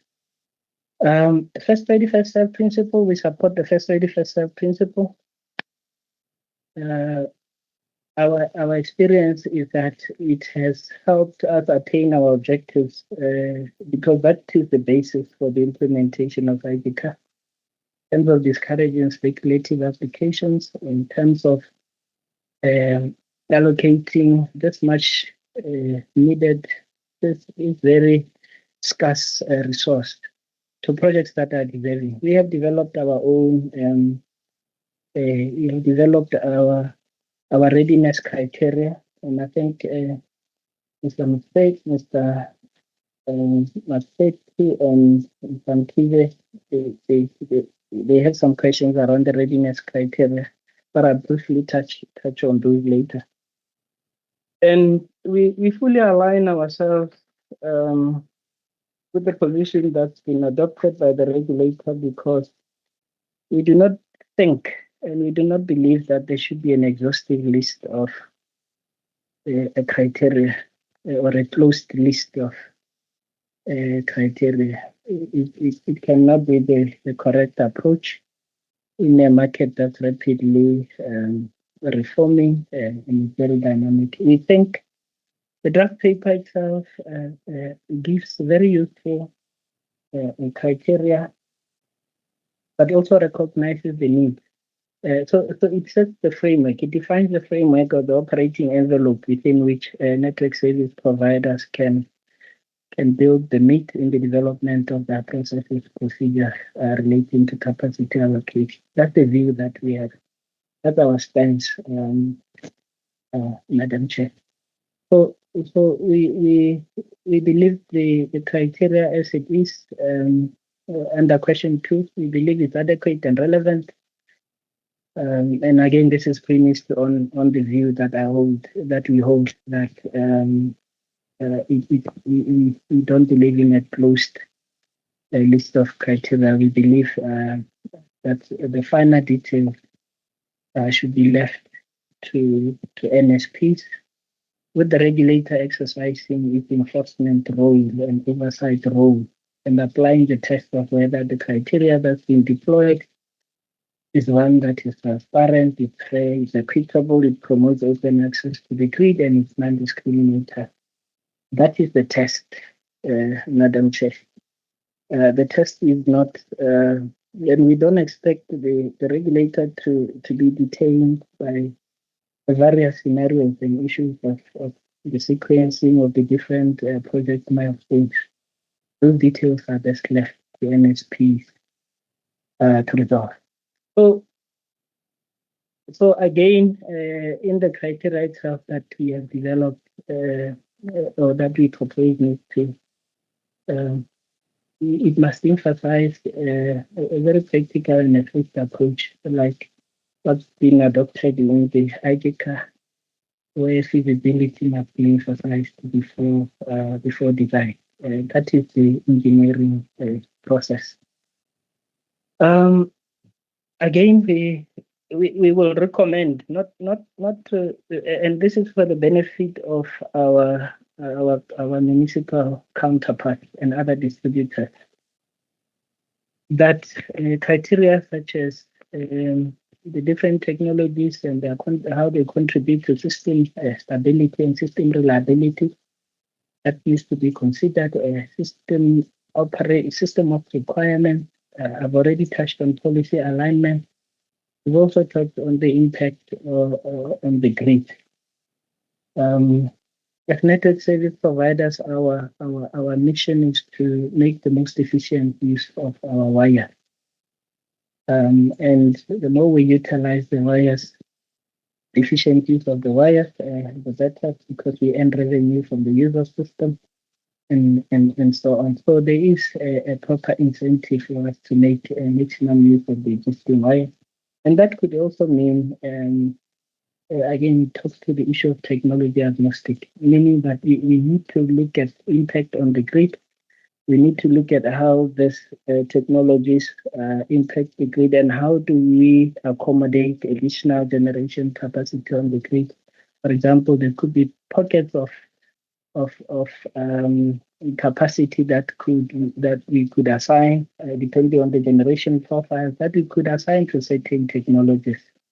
Maybe dispatchable technologies as and when these pockets open up. So we believe that criteria, again, it's a very idiosyncratic criteria in the sense that the different distributors or the transmitter will have different requirements, but those need to be factored into the queuing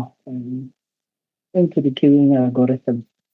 But we also recognize that under 7.1, 7.8, the draft rules properly, so the draft NESA rules properly state that the NSP must develop a transparent and fair queuing procedure.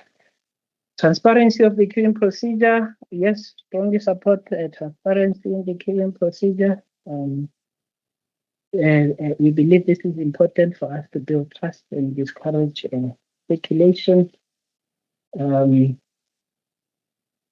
believe queuing data needs to be published on a regular basis. I think ESCOM to some extent with things like the GCCA report,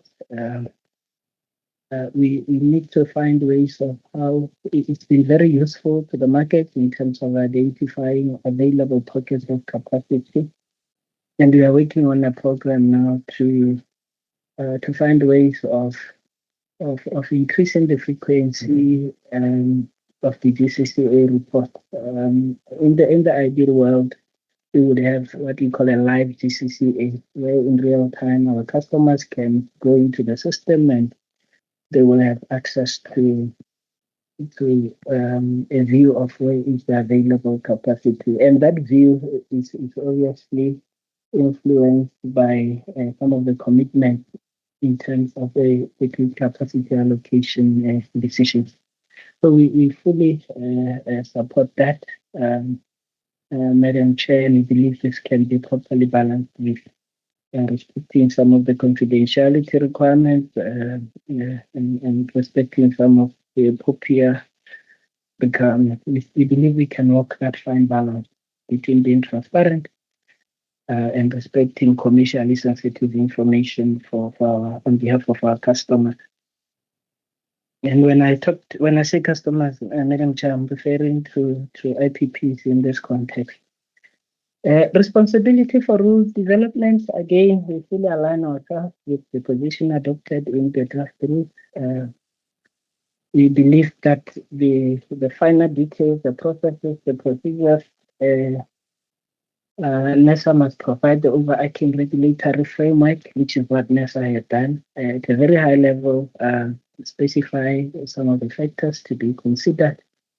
We don't believe that should be a closed list. And also that we are in a dynamic and reforming, rapidly changing environment.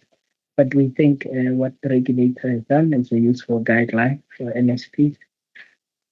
We want to be, and the rule development also gives us room to revisit our own processes. Madam Chair, I must emphasize that we are specifically talking about the grid capacity allocation rules here. It's a much broader process of the grid connection process from the cradle to the grave. And that needs to be considered so that we properly contextualize what is placed before the regulator today. So in terms of our process, we should also be able, as the network service provider, that we are able to do cumulative assessment of the grid applications that we receive. We build certainty in terms of the scope, the pricing, and the timelines to bring this project online. certainty in terms of the overall impact on the system, system stability, system reliability.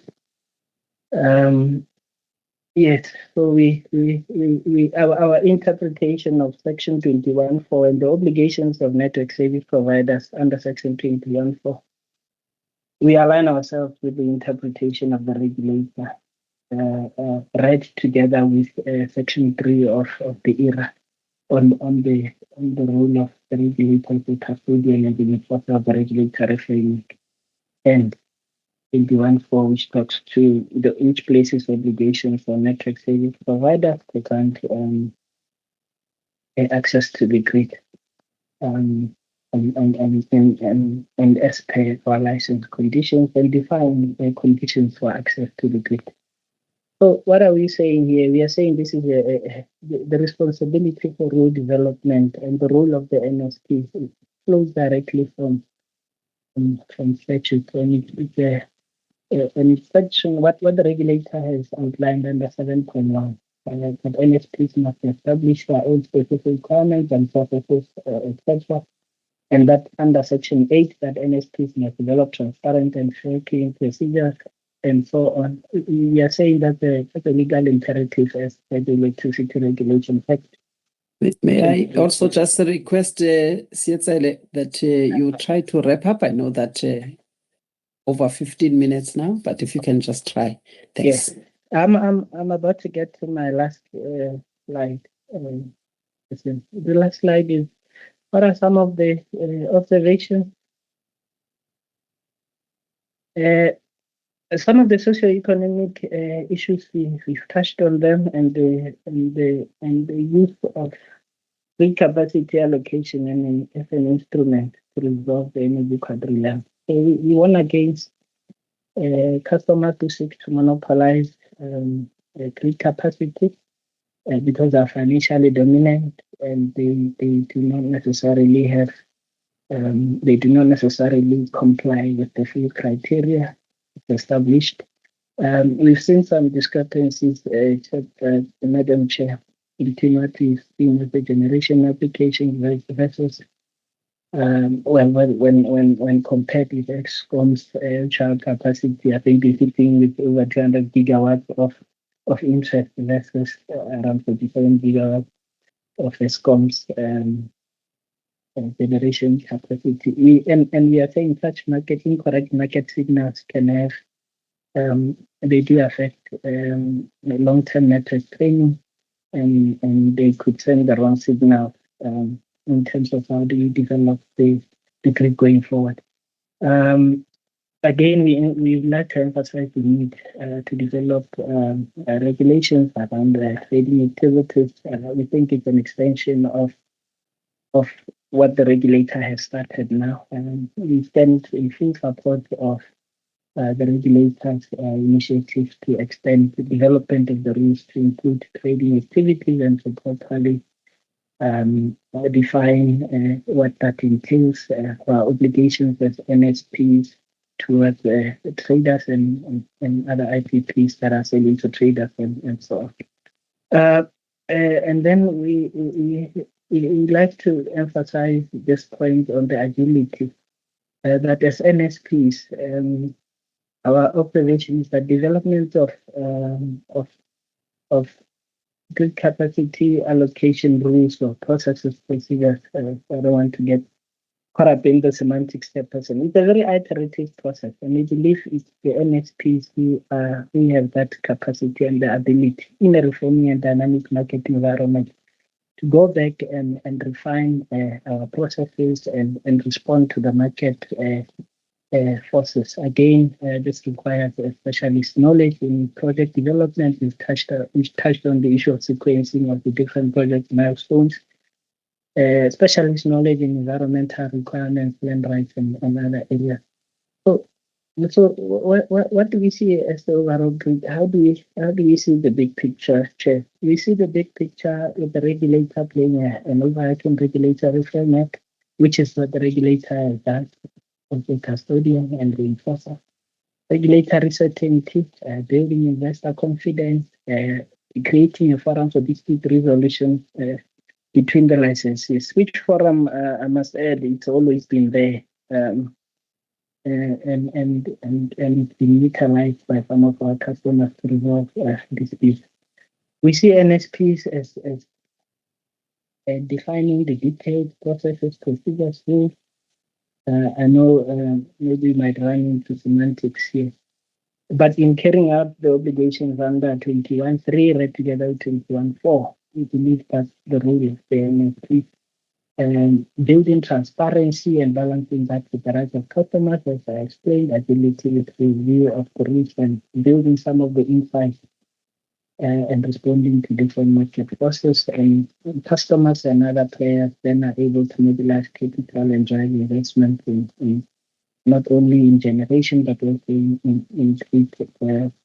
infrastructure. Other key stakeholder interests we've spoken about the energy quadrilemma, the IRP system stability issues, public interest issues, which should be factored into the equation.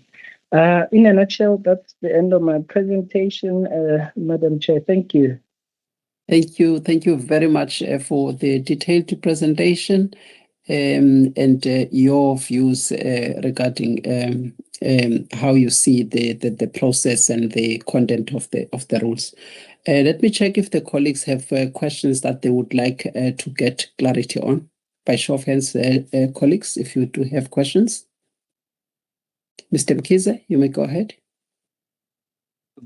I think, President, I really appreciate it. I think from my side, it's more of saying that there are those issues that were raised regarding being specific, especially with regard to the criteria.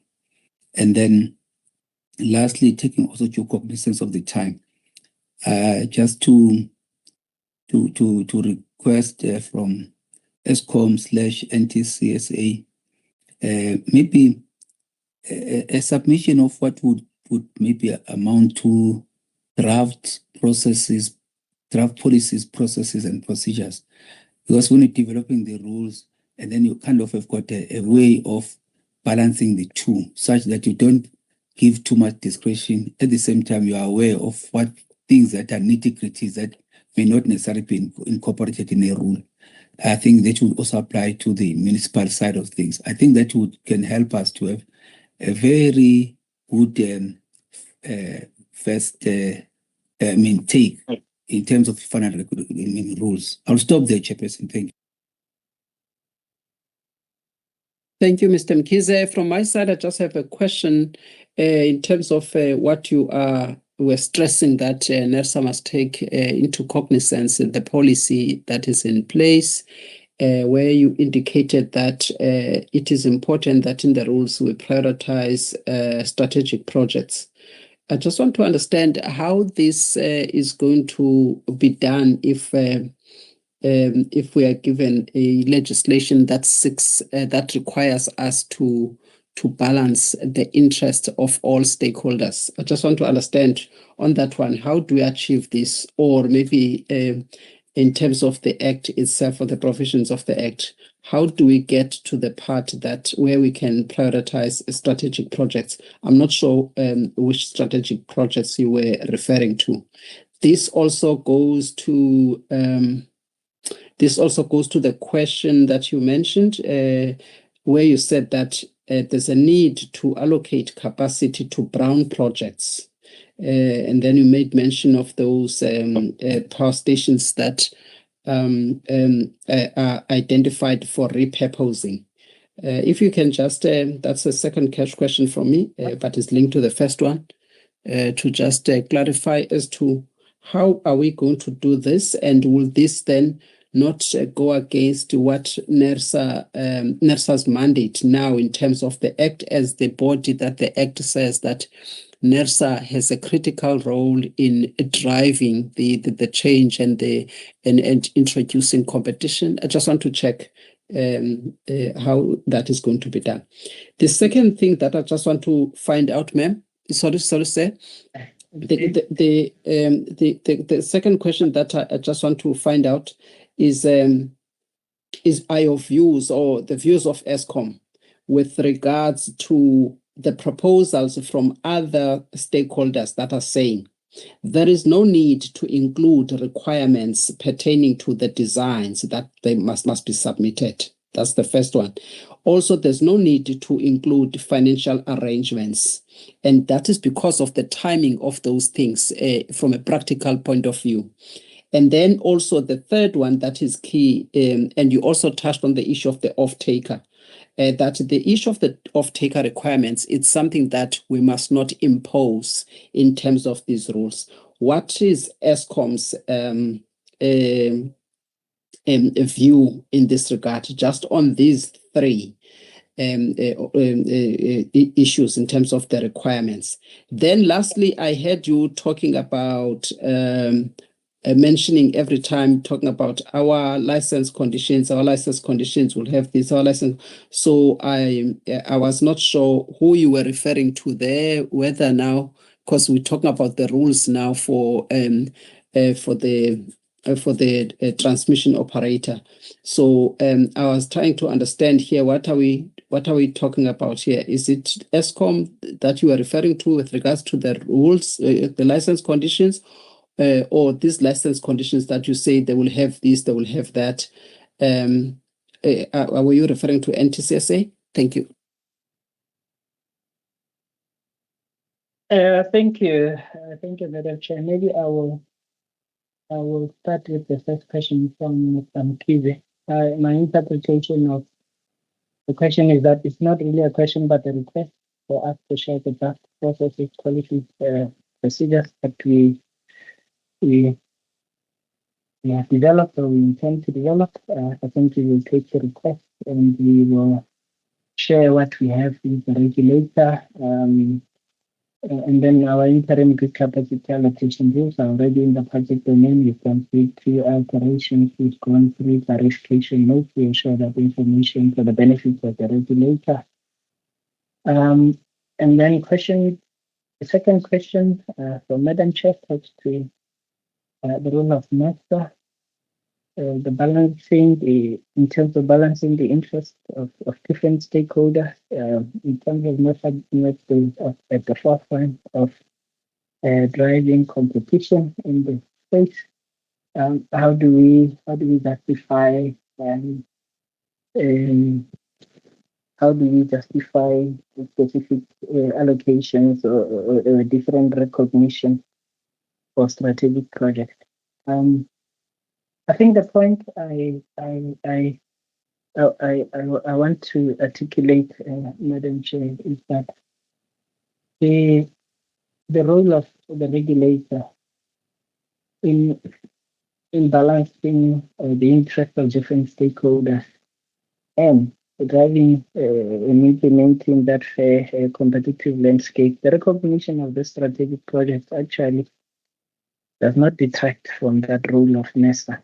And the strategic projects that I'm referring to are projects that actually advance the just energy transition. These are projects that also contribute to grid stability, so that additional generation capacity can be integrated into the grid. So that is why in my earlier submission, I make the point that it will be self-defeating and almost illogical to advance a hypothesis that says there must be path-fail criteria and there must be tick-box exercises that completely ignore what the system needs. For example, ESCOM has now embarked on the process of installing a synchronous condenser so that we can inject into the network the required inertia so that we can integrate even more renewable. And in the future, there's consideration of grid forming BESS and so on. And to consider that kind of BESS, as an example, grid forming BESS, and put it in the same category as ordinary PV. It's not only irrational, but it's also counterproductive to the very role, not only to the policy direction, but it's counterproductive to the role of of the regulator in driving, stimulating investment, driving, creating a more competitive landscape in that space. So back to the brownfield, the explicit allocation of capacity to brownfield is in the same token that these are power stations that have been repurposed so that we can transition to renewables as part of the energy transition. And that is very strategic because it creates the demand for additional private investment in new generation.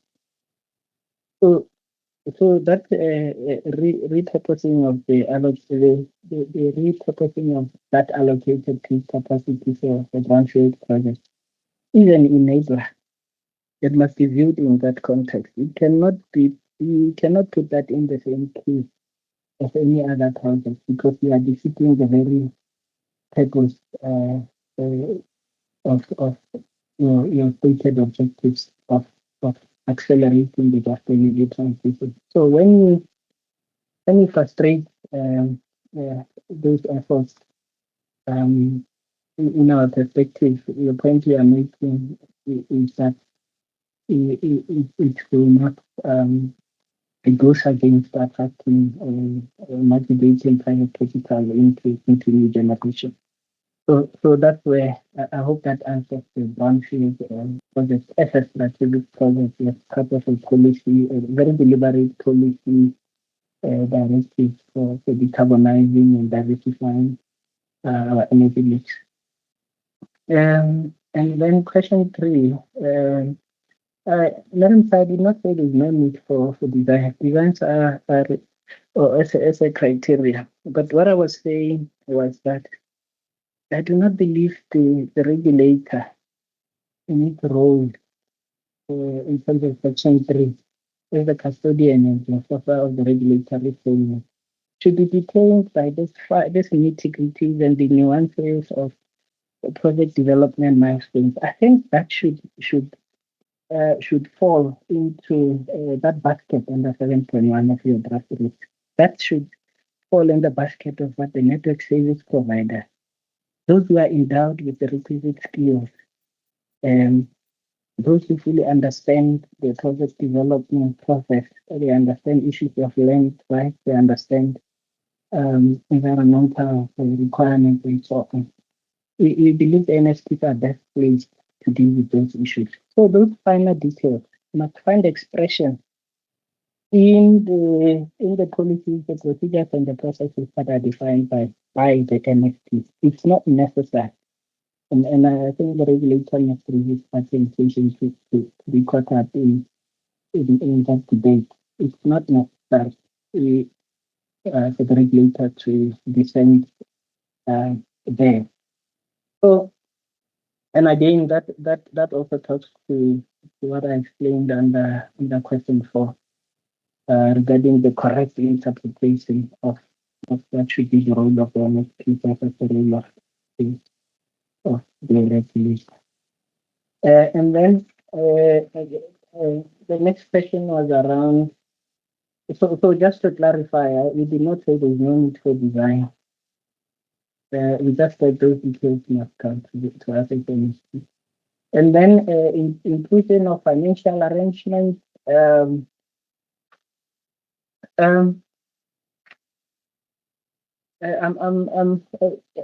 least as far as IGTA is concerned, our criteria does not include financial arrangements, except that we have financial guarantee.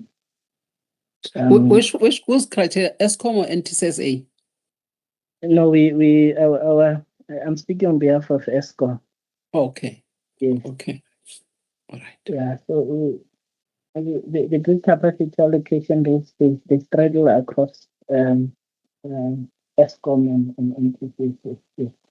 So that criteria does not impose any onerous requirements on financial arrangements on customers. We need financial guarantees, which is an on-call guarantee once we have made a provisional reservation to our customers, and it's an arrangement that I saw that it was supported in the BISA and B for auto submission.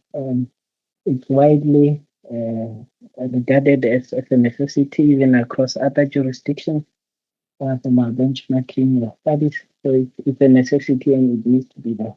And then I'll quickly touch on the issue of off-take arrangement.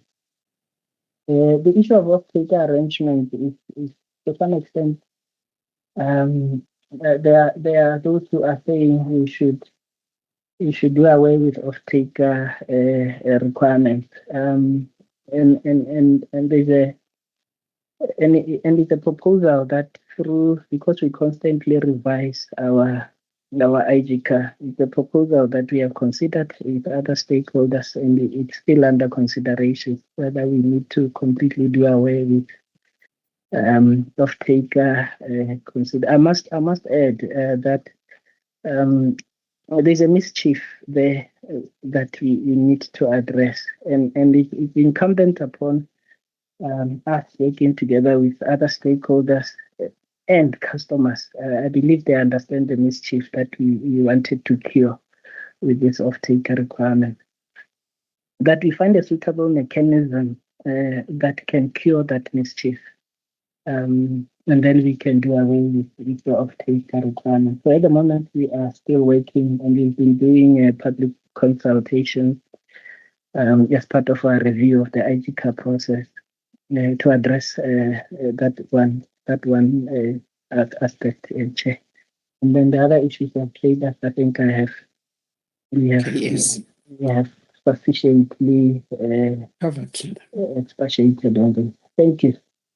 All right. Thank you very much. We appreciate ESCOM's time for coming before us today to share with us your insights and what you believe would work and what would not work. We thank you for your time. Thank you very much. I apologize for taking this long in terms of we are supposed to have completed our program today, but we are going to take the last presenter, Mr. Mabunda. I believe that the presenter, the Solar Africa Energy, has withdrawn, right, Mr. Mabunda? Chairperson, you are correct. Okay. All right. Thank you very much. Now we are taking the last presentation of the day. Thank you very much. That is from Saweya. We've got the name of Vincent Cook. Good evening, Madam Chair. Good evening, Mr. Cook. All right. May you please raise your right hand? Do you solemnly declare that the evidence and facts that you are going to present before this panel will be the truth and the whole truth? I do, Madam Chair. Thank you very much. May you please state your full names and your designation at Saweya for the record. It is Vincent Tudor Cook, Senior Technical Advisor at the South African Wind Energy Association. Thank you very much. We're still very much interested in listening to you. Even if you're the last presenter, we'll stay here until you finish your presentation. You may start with your presentation. Thank you. Thank you, Madam Chair. I would just like to confirm once the presentation is visual, please. It is. You can just put it on the presentation mode. Thank you. Thank you. Good evening, colleagues. Thank you again for the opportunity. Vincent Cook, I'll be taking you through Saweya's submission. It is going to be very quick. The granularity is captured in our submission. So just a quick introduction. Saweya is a member-based organization advocating for the accelerated growth of wind energy in South Africa. We aim to promote a sustainable sector by influencing better policy environment to provide substantial benefit for the nation. With that being said, Saweya does welcome the draft grid capacity allocation rules. And I would immediately state our position, which is to unlock meaningful investment and accelerate project delivery, a development-informed regulatory architecture is required, one that recognizes the non-linear, iterative nature of renewable energy projects. Saweya advocates for a staged readiness model, which is transparent and standardized nationally, with respective queuing rules and proportionate evidence requirements that enable early stage yet credible projects to compete fairly and discouraging rushed or underdeveloped applications. I would like to give a bird's eye view perhaps, and the reason I did not name this slide the process overview is because then I would need to verbatim quote the status quo of the system we currently have in place. So how we see it from a novice perspective is the entire cradle to grave, if I might echo Mr. Setswane's words as well, for grid at large would be it's got a scoping leg, which is your transmission development plan and your independent transmission projects. It's got a capacity leg where with the grid capacity, or grid connection capacity assessments, you can look at it from a cluster view, provincial view, as well as a nodal view on MTS scale. Then what we are busy with now currently is the allocation and how those rules would pay out, noting that different consultations at large are also taking place in parallel. That is Eskom Grid Access Unit with the associations. It is the current process we are sitting in the meeting now for, and then it's NECOM at large with the excellent work they are also doing. The next phase would be queuing at large. Noting I put a timestamp there because that is the cost estimate letter as well as the budget quotation. Thereafter, everyone's happy and we're connected. We are grid code compliant and we start pushing electrons into the grid. Note that the foremost and the latter legs are green. Why are we saying they are green? There's clarity in how to approach it. We'll get in later stage, we'll get to details to why we are proactively supporting TDP. But the two gray areas literally is the capacity and the queuing. And although the mandate and specific scope or boundaries or battery limits of this consultation paper purely focuses on allocation, there is a discussion to be had around upstream capacity and downstream, even the queuing procedure, noting also the battery limits of a mandate from the regulator's end. Taking you then to the next slide, which will mean, well, let's focus on the process bottlenecks that we have. As you can imagine, the ones on the left in green, it's resolved. It's got its own timeline that it's going to pay out, but congestion curtailment for Western and Eastern Cape, we've got clarity with reason for decision how that would pan out, awaiting an implementation note, of course. In the session and the forum we are now, the draft to final GCAR process, which is also underway, and the introduction of independent transmission projects bolstering transmission build rate in parallel with NTCSA's TDP. Lastly, we are seeing now first of its kind a transmission development plan that is well aligned with the South African Renewable Energy Grid Survey, as well as the proposed draft RP 2025. Which has got huge allocations for renewables. But the bottlenecks remain because as soon as you resolve the ones on the left, it exposes the remnants of the process that requires attention, and that is the live capacity dashboard, queuing transparency, and processing consistency, and how the timelines for feedback between applicant as well as network service provider is achieved. Noting that there's no single drive here to push a technology-specific mandate. It stems from exactly the quote stipulated in the consultation paper at the bottom, ensuring efficient allocation and to eliminate speculators that will monopolize the grid without the intention of facilitating investment. I will then go immediately to our questions. We have kept it high level because our submission captures more detail. Non-discriminatory access for the principle of first ready, first served. Yes, aligned with ERA and the electricity pricing policy. Readiness, though, must be defined through a national standardized framework, and there's scope to look at tiered readiness stages, a binary criteria, which is a clear yes or no, and the chronological sequence of submission remains. Pertaining to question 2, the criteria for connection, I may declare, I did take note of Mr. Mkize's question on providing additional allocation criteria. If we might only do that in our written submission, if that is fine, because then we can liaise further with the applicable task team that assisted with this consultation paper. But second to that, the criteria must reflect project realities, a phased approach with defined development milestones, again not cast in stone, reserve grid after the pre-feasibility acceptance stage, standardized requirements for all licensees, and just for a renewable specific nuanced clause, no maximum export capacity or maximum demand one-to-one association, purely due to the intermittent nature of wind as well as solar technologies. That stems from the capacity or load factor that is experienced. On question 3, the queuing procedure, we support the principle. We recommend a 2-stage grid access framework, publicly putting a queuing dashboard online, and then phasing that to a minimum disclosure model depending on the maturity of the project.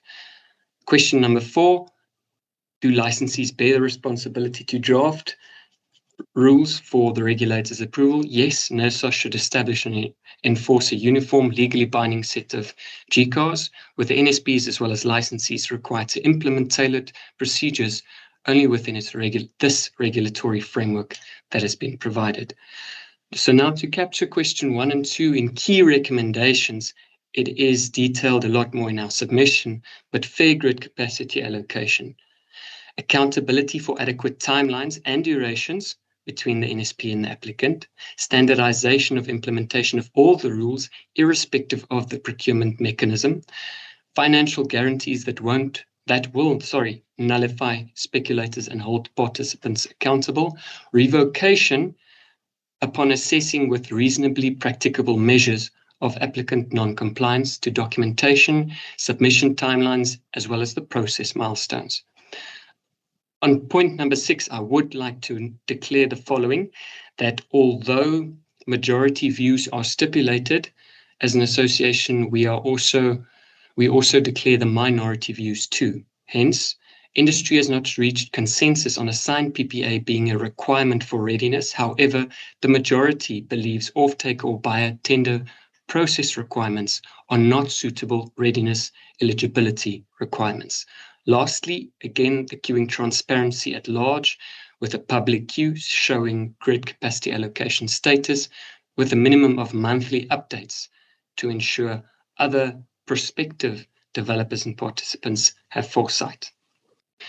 To give a recap again, it's important to note that the solution is no silver bullet for allocation, but having a look at the bubbles that can be grouped is, once you sort out batch generation connection framework and you also connect that with a nodal view, and there's cluster consistency between how grid allocation happens, you could group these opportunities for greater efficiency. The same goes for GCCA updates, at least monthly, ideally in real time, as well as queuing visibility. The data is available. It is exactly the same as SAREX. It's a Power BI portal, or it's just digitization of your on-record paper data that needs to be incorporated. And we are well aware that the teams have been capacitated, doubling up on cluster capacity, regional managers, and we appreciate that. But once response timing and the consistency gets to a point of clear communication, we would completely eradicate or nullify scope creep and really go quicker from a cost estimate letter to a BQ phase. In closure, we remain committed to constructive engagement and transparent processes that will ensure the successful implementation of wind projects in South Africa. We thank you for the opportunity and look forward to the continued collaboration. Thank you very much. That was quick, but the great details were there, and the key points. Thank you very much for your presentation. I'm hoping that we will have submitted detailed written submissions to NERSA. Or are you appearing for the first time? We have submitted the submission before the end of July, but if I may, just on a formality, Madam Chair also mentioned that this presentation shared, if we may submit that in conjunction with our written response on the questions that will be mentioned now to Mr. Mabunda within the 7-day window, if that is fine. Okay, no, that's fine. All right, let me then ask the colleagues if they have any questions of clarity, Mr. Mkize and Advocate Sithole. Fortunately, Madam Semane left. Mr. Mkize? Any questions? I think not really, because I think I'm covered by the stance that Mr. Kok is going to be submitting written comments, further comments to augment what he has already sent, and in that he will please just talk to the specifics regarding the additional criteria that could be there, noting that when you are talking of queuing, it's also on a relative scale. And then also to ensure that you also factor in the issue that of municipalities, like I had said earlier on, to also to look at it from that angle, them being on the distribution side of things. I will leave it at that, Chairperson, and thanks a lot for the presentation, Mr. Kok. Thank you very much. Okay, from my side, if you can try and amplify the approach that you are proposing in terms of the tiered readiness stages. What do you mean? What do you, and also in the, maybe you have an order of preference, I don't know, but if you can just demonstrate that to us and clarify exactly what do you mean by that. Also taking into account the points mentioned by others preferring certain things to happen, others believing that some of these things must be excluded. They don't need to be part of this. And one of them also, the issue of the requirements of the off-taker. And also just the risk associated with that, so that people, one can be certain that this project will actually see the light of day. But also with the point made by Eskom in the presentation, where it stated that some parties will demonstrate their financial muscle, and they will be able to demonstrate that they do have money and put the financial thing, because that's the one now that seems to be favored by some of the stakeholders, that, well, don't look at all of these other things, just look at whether somebody has money, and then you put that money, you can demonstrate it. But what about the other things? Is it just money that you must prove on these things? What about the suppliers as well as the off-takers? So, and also the requirement for the PPA. So this is a critical issue, and I'm glad that you are transparent to say that there is no sort of a 100% agreement, even from your organization, regarding whether or not the PPA should be required or not. So we would like to benefit from the thinking of SAWEA around that, even if there is a minority view on it.